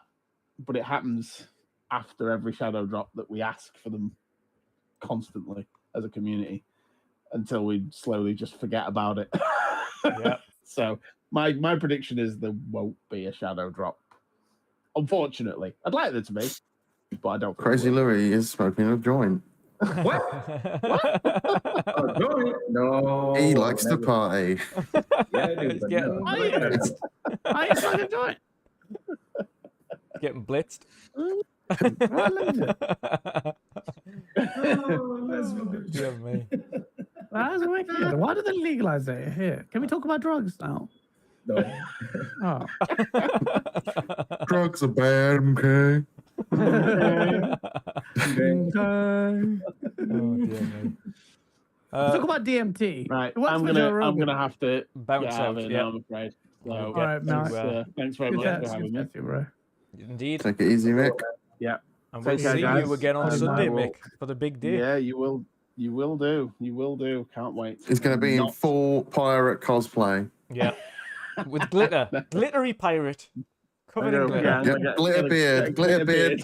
Has to. That's it. We've got it. Bookmark it. Everyone hold it to it. Not happening. Just not happening. You should, I agree. You should wear glitter makeup for that day. Have a glitter beard. No, it's not happening. Yeah, you could, man. You could. Really It's not easy. happening. Hey, man, it's easy Dutch, to take can you DM me Mick's address, please? He's like, don't you bloody dare. Dutch knows that we'll be sharing hotels together over at Gamescom. Yeah. So you I'll wouldn't do it dare. after Gamescom. You won't even know. He'll deliver it to the hotel. Oh, man. Oh, Give man. me ideas now. That's right. Because if the glitter bomb goes off in the hotel, I'm just going to pretend I was Jen and just give him that address. I'm going to secretly book a flight to Gamescom just to glitter bomb you. If you secretly book a flight to Gamescom and turn up, I will put up with the glitter. There you go. There's a promise. Yeah. Right, guys, I gotta go. Okay, Take man. care. See you later. later. Bye, mate. Oh, dear me. So, Jen, you've heard everybody else's guesses and announcements and predictions, etc. Now is your turn. What do you think is opening the show? I think the show is going to open with a game that's going to look all castle-y. It's going to pan out. And as it's panning out, it's going to be the old fairy and the pixie dust flying around. And it's going to get to a chicken. And that chicken is going to be punted over a rooftop. And then it's going to fade from that into gameplay, and it's Fable. And you're I playing thought as you the chicken. meant Doom. There. You're playing as the chicken. So it's like a castle-y village setting, and you're going to just punt that chicken, and it's going to switch into gameplay. That's actually a very good idea for how it It's could a actually good pan out. idea, but good it's idea. probably not going to happen. Why am I saying that? I'm supposed to not be tempering shit. Yeah, don't temper anything. Kick that chicken. That's my hopes. That's my Yes. not tempering hope. It's a good show, a good start. Good start. So what do you think will be the surprise first party announcement then? Something of the pop culture variety. An Xbox studio working on whether it be a Marvel property, a Star Wars property. Yeah. Judge Dredd would be nice, or a Power Rangers game Judge would be Dredd nice. is actually yeah, Judge a Dredd, yeah. sick shout. Judge The Dredd. Judge is a Dredd mad game on the shout. original Xbox is a fucking banger. You can don't play it even on think I've seen PC. It's so fucking good. Was it? Judge Dredd, Okay. Dredd versus Death. Play it. If you haven't played it, play it. It's on PC. Okay, that's a because I always liked Judge Dredd as a character. I thought it was very cool. Something like that would be a nice surprise. Shout. Very good shout. Okay. Yep. That's awesome. That's an awesome shout. With Sylvester Stallone, right? You got to get Sylvester Stallone on there, right? He was a good Judge Dredd. He was. I'm leaving. He was a good Judge Dredd. Let's see. No, Judge Dredd doesn't take off his helmet. Yes. That's Does true. now. As does Master Cheeks. In the comics, when Judge Dredd takes off his helmet, it's obscured by shadows. You don't see his face. He's disfigured in the comics. Oh, really? Oh, interesting. Nice. Okay. So, what is your most anticipated game? See, I would say Starfield, but it's in the direct show afterwards. But I'm not going to say Starfield. Yeah. I'm going to say Hellblade. Yes. Yeah. Absolutely. Yeah. Completely agree on that one. I can't say no. It's obviously my most anticipated as well. Naturally. What is your dream announcement then? What would you dream of being shown off at this? Not I say ODST it 2. every year. Damn it. What did you say? What did you say? ODST. I was going to say ODST 2, but yeah, Dutch is kneecapping me for that. Shit. Fuck off. ODST was shit. No, it wasn't. Yes, it was. It was so dumb. Like better than everyone Infinite. likes it. It's basically It was better than Halo. Infinite. It was better than 4, well, and that's it not was saying much, better than is it? 5. ODST should have literally. Never mind. It's For not a Halo game podcast. that was made and released within a year, it's a fucking banger. Fine. Fine. I'm not going to turn this into a Halo podcast. What happened there? I don't know. What happened? We all switched around there. I don't know. It moved me higher because I was correct about ODST. Now you're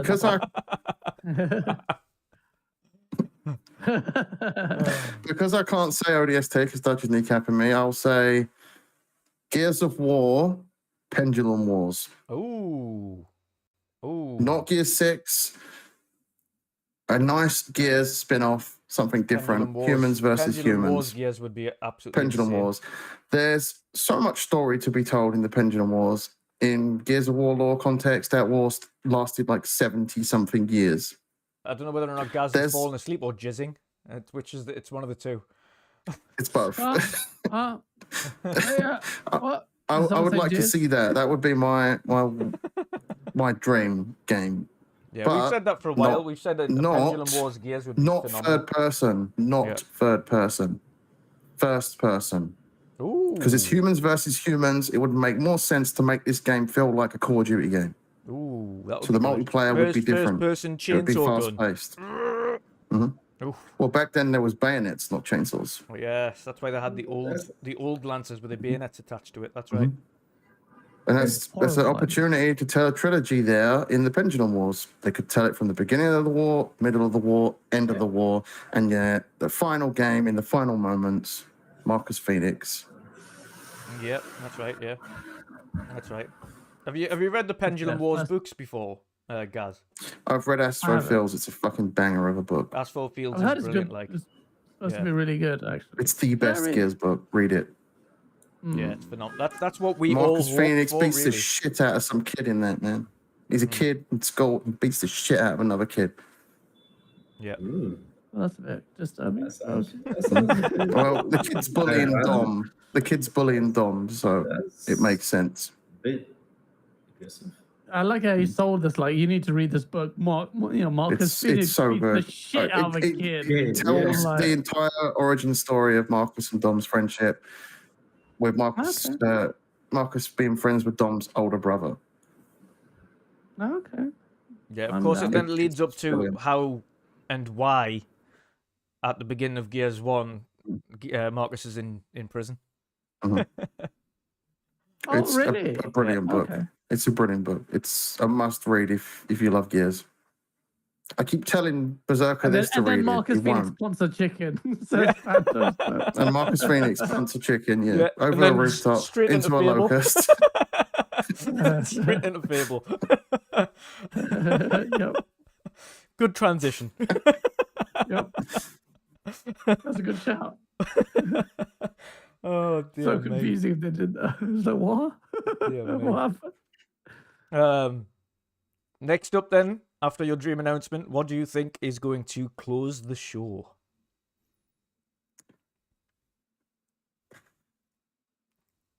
Green fades from black. There's some magic shit going on, and it's avowed. Mm-hmm.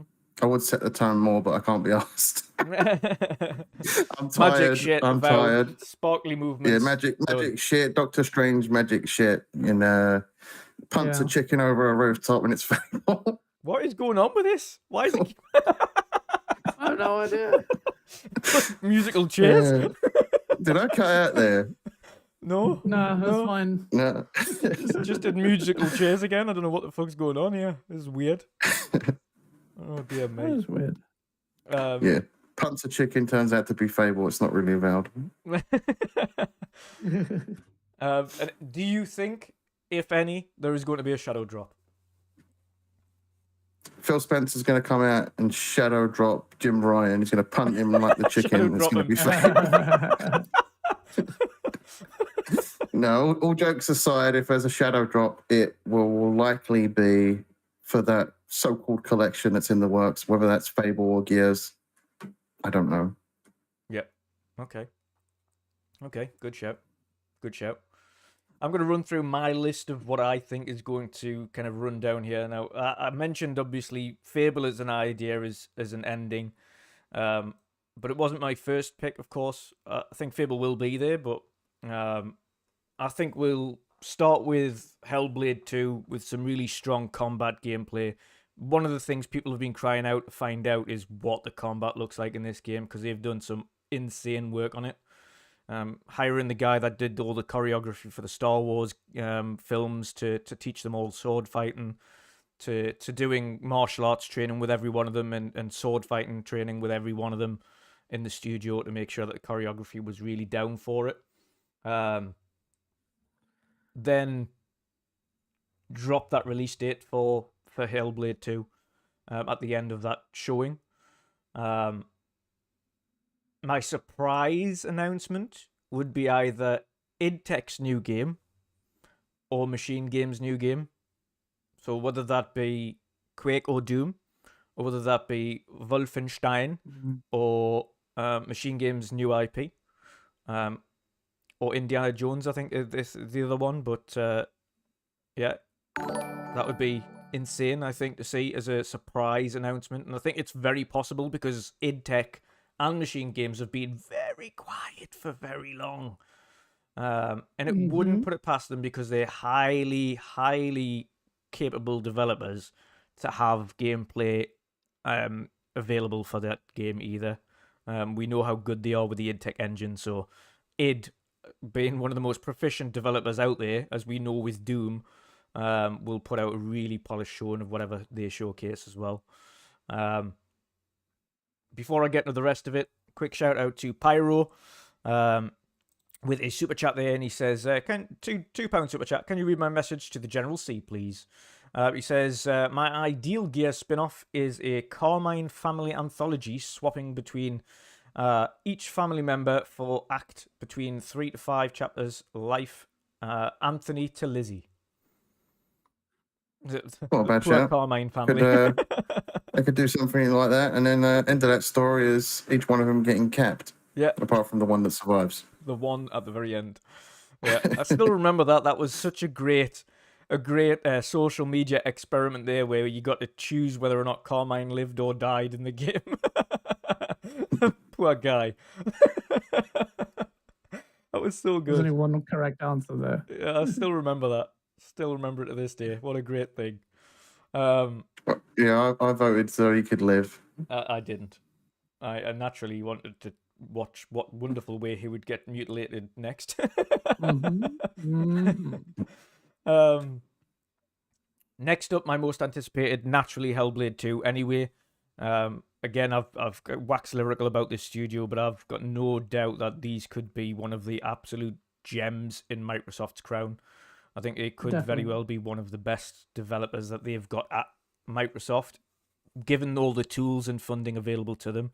I think that's one thing that's always held them back is the fact that they've been so tightly constricted. And they said when they were taken on board, they were pretty much on the brink of going under if it wasn't for the fact that Microsoft took them on. But not only have they took them on now, but they've got a brand new studio, a state-of-the-art audio recording studio and mocap studio built specifically for them. They've got all the tools at their disposal. They are going hell for leather on this game, so I've got absolutely no doubt Hellblade 2 will be absolutely phenomenal. And what we saw, the fact that they showed the gameplay last time and it got people doubting whether or not it was gameplay, even though Jeff Keighley had to come out and say, listen, I've seen it. That is gameplay. I've seen them play it. I know it is gameplay. I know it's hard to believe. The fact that they had to come out and say that repeatedly, like, this is gameplay. It's not fake. Like, that is the kind of stuff that blows you away. So, super looking forward to that. Yeah. Obviously, my dream announcement is not just Fable, but it's Fable with a release date of next year. That is the dream announcement. And I think it is within the realms of possibility that you could... And I'm not talking beginning of next year. I'm talking a holiday 24 release. So we've got another year and a bit left on this. And considering the likes of Matt Booty, etc. have seen the game, they wanted to show it off way earlier. And Playground were like, nah, we'll wait and show it when it's ready. If it's ready to show now, then I think it's within reason to think that Playground Games, who are very proficient at their jobs, very talented studio, will, with an additional year and a half on development, will have that game ready for a fall 24 end date. See, I wouldn't be surprised if that comes earlier than you anticipate. I mean, I anticipate the fall 24, but if it comes earlier, sounds about right for me. Even happier. But I wouldn't be surprised if... You see, I think, and this is another thing, I think Avowed will come earlier than Fable, and I think Avowed will be the closer to first quarter. So I'm the other way around there. I think Avowed will be the holiday release because everyone expects that game to be like a Skyrim. Yeah. And it's Obsidian Entertainment. So that to me feels like a holiday release. Fable could come March, maybe May sort of time. I mean, if it releases that early, I'll be over the moon, but I also want to give that studio as much leg room as possible, whereas I know Obsidian are also extremely proficient, and I think Obsidian would have Avowed finished sooner. It's also been in production longer. I only say that because Matt Booty did say that he wanted to show this game like a year ago. Yeah. So it makes me feel that game with those words is further along than we expected, and it could be as early next year. And that's why I say I think Avowed's coming first as well, because that's also another title where we've heard people say they've seen the game, and they expected it last year, and it didn't come out last year. So I anticipate Avowed to be closer to be the first one. Now I think Hellblade's going to be releasing this year anyway. I think it's going to be the closing game for the year after Starfield. And then Avowed's going to be the next big thing after that, and that'll be the beginning of next year, with Fable finishing the year. Two strong kind of RPGs, tail end of each year of the year, and some mad game in the middle of it. Don't know what that will be, but if it's another two, then God knows what those two games are going to be. But I think it'll be Fable and Avowed bookending. And I think we're both on the same page. Those games are going to bookend either the start or the end. But we're kind of just conflicting on which one that's Could going go to be. either way. Yeah. Could go either way. Yeah, exactly. I feel Avowed because people really want Elder Scrolls 6. Yeah. Feels to me more like a holiday September to November sort of time. Yeah. Yeah. And by the way, everybody, Sean didn't mean to leave. Unfortunately, his batteries died, so he's out. Well, at least we got Chom's earlier. That's all right. We got Chom's predictions earlier, but of course, Sean will be here on Sunday to watch the showcase with us. So that's going to be awesome. So shout out to Sean. But yes, my final game that I think could be shown outside of Fable, as I've mentioned earlier, I think Fable will be an awesome end of show, but I think it also could very well be Avowed, as you mentioned, Jen. I think Again, Obsidian being one of those studios that you can rely on to put out an absolute banger. People, they've proved themselves rightfully to be so, much like what Insomniac is to Sony. Yeah, and people doubted Grounded, but then everyone who's played Grounded went, you know what it is? It's actually a good game. Shit, it's actually a really good game, and it's actually very detailed. There's a good story in there. There's really good mechanics. You've got your craft and your building, your things like that. They've ended up, out of 12 developers who made that game, ended up with 15 to 20 million people playing it, which is just bonkers. And that's just 12 people. So Colt Eastwood plays it all the time, right? With his kids. Yeah. So loves it. Yeah, it does. Loves it. And to be fair, I've played it numerous times. It's a great game for families. Just bonkers. The amount of things they do in Boys, that game. I need to dash out, if that's okay. Yeah, of course it is. Of course. We're just about to wrap up anyway, so that's fine. But Gaz, Okay. I'll give you the shout out you deserve, sir. What is it? Let people know where they can find you and what you've got coming up this glorious weekend, because it's going to be packed, no doubt, for every one of us. So what you got up to? What shows are you appearing on this weekend? Well, first of all, thank you for the invite. Sorry, I made it late. It was fun. And got hyped. Now I'm still extra hyped, which is great. That's always great. Where can that go wrong? So I've got that. I don't think I'm doing any other shows apart from Boxenberger's show on Saturday. Pretty packed one. And I've got a Souls video in the works, which I'm trying to release on Friday, which will take. It's ambitious, but I'll try. And yeah, and on Game On Daily, we'll be live streaming the show as well, like everyone on the Sunday. Go live on Saturday. Got a pretty cool guests, one making their debut, and just check us out. And again, thank you so much, everyone. Pleasure as always, guys. Go and enjoy some food and stuff like that, because I know you haven't eaten yet. So. Yeah, thank you. Yeah, I'm starving. But shout out to all of them. Thank you, Crazy Louie. You fucking scared the shit out of me, you mother.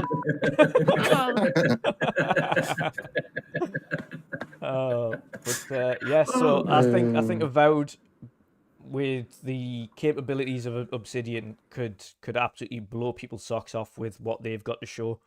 And I think just the teaser of what we saw last time, and it gives us a good idea as to what to expect. Like the little opening segment that they showed with a little bit of magic and then the sword, but then the rumbling of what would be like some mad beast or dragon or something coming out the cave in front really gave me more of a smog reaction of like on Lord of the Rings, where they go into the depths of the mountain and things like that. And that's the kind of thing that I like, this epic scaled fantasy RPG, and I can't wait to see what Obsidian are cooking up for that. And I think that would be an epic end show as well.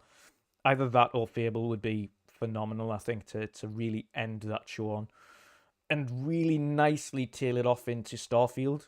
So I think either way, it's going to end with a fantasy RPG, whether that be Avowed or Fable. One of those would be phenomenal ending and lead straight into a fantasy sci-fi epic in Starfield. For that Starfield showcase.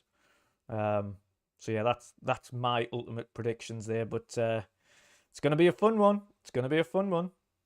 But ladies and gents, I hope you enjoyed the show this evening. It has been over 3.5 hours actually, but it's been a fun show. We've had some awesome guests on. So of course, shout out to Crispy Bomb. Shout out to Boomstick. Shout out 3-Bit. Shout out to Gaz, shout out to Crazy Louie, of course, and our awesome panel members.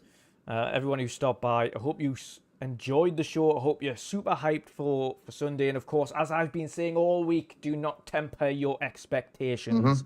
Get hyped, have fun. It's going to be an awesome time. And the time for tempering expectations is over. Yep. Let them. I don't care if we end up disappointed. It's going to be fun as hell. And there's so many awesome showcases to come. And of course, we're covering all of them. So before I cover what we've got coming up, let's get these fine gents their outros. Jen, let people know where they can find you, brother, and what you've got coming up. Yeah, I'll be streaming on the days nothing's happening. Tomorrow we're back, so I'll be joining you and the rest of the panel that are coming out for that. Friday is no stream Friday, right? Yeah, we're chilling out Friday before it goes mad. Well, Friday, I will be playing Little Nightmares 2 after I do the first, the last 2 DLCs for the first game. As Tony gifted me a copy of Little Nightmares 2, so I'll be playing that. I absolutely enjoyed the first one. Loving the DLC for that as well. Game is a blast. If you haven't played it, it's a must play. Yeah. Yeah, and then obviously chilling Saturday, might stream in the evening some more Bolt Gun. But Sunday, it's all cylinders are firing. Yes. And I'm not tempering shit. Yep.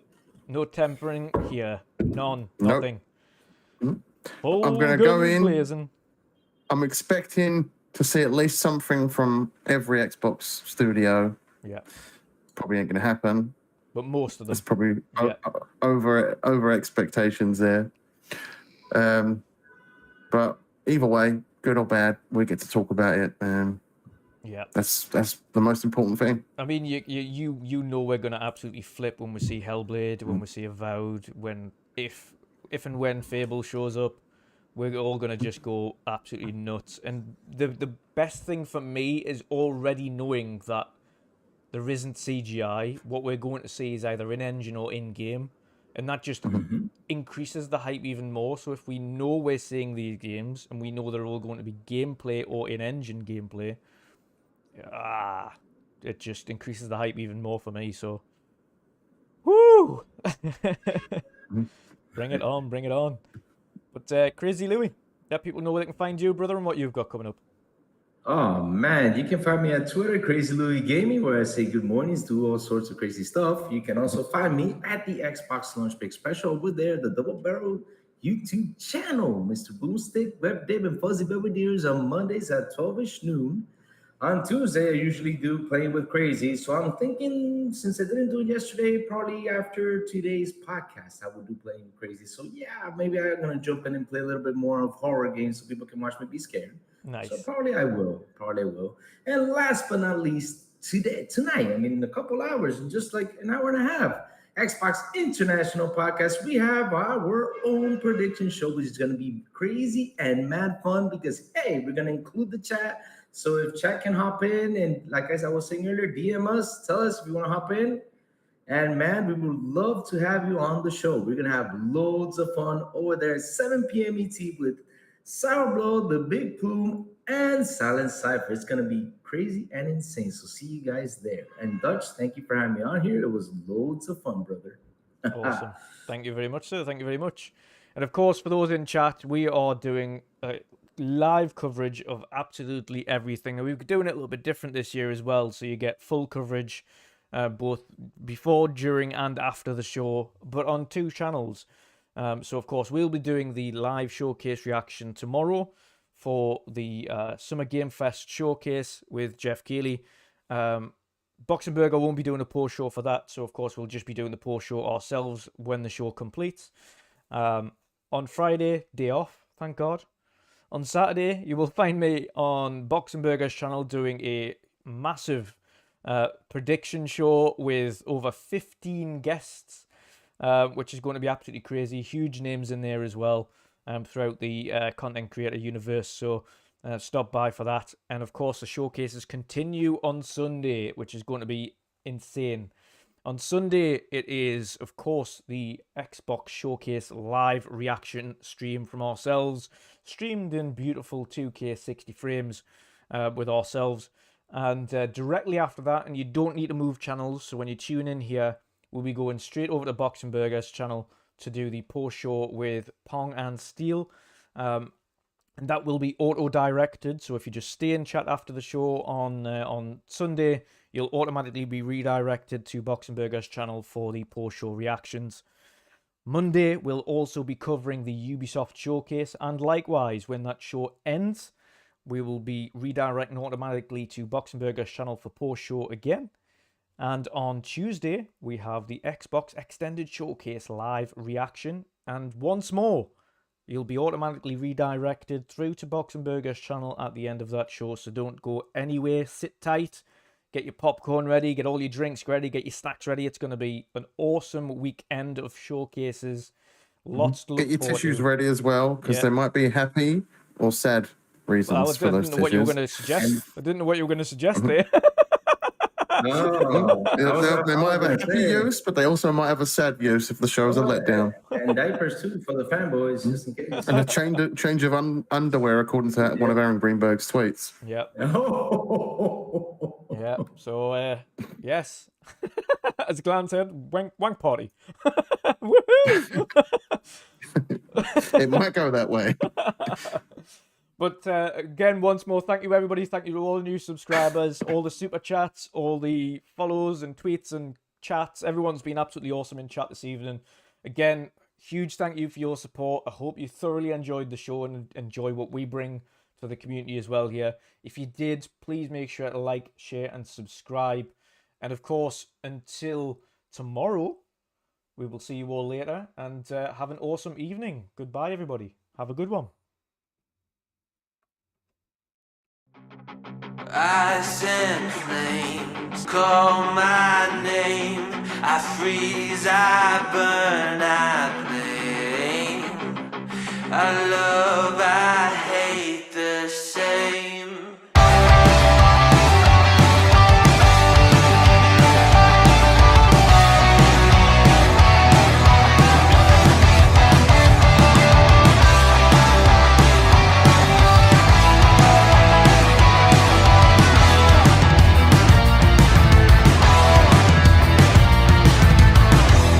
It's on my face, I cannot hide from the mistake my parents made. I'm never moving on.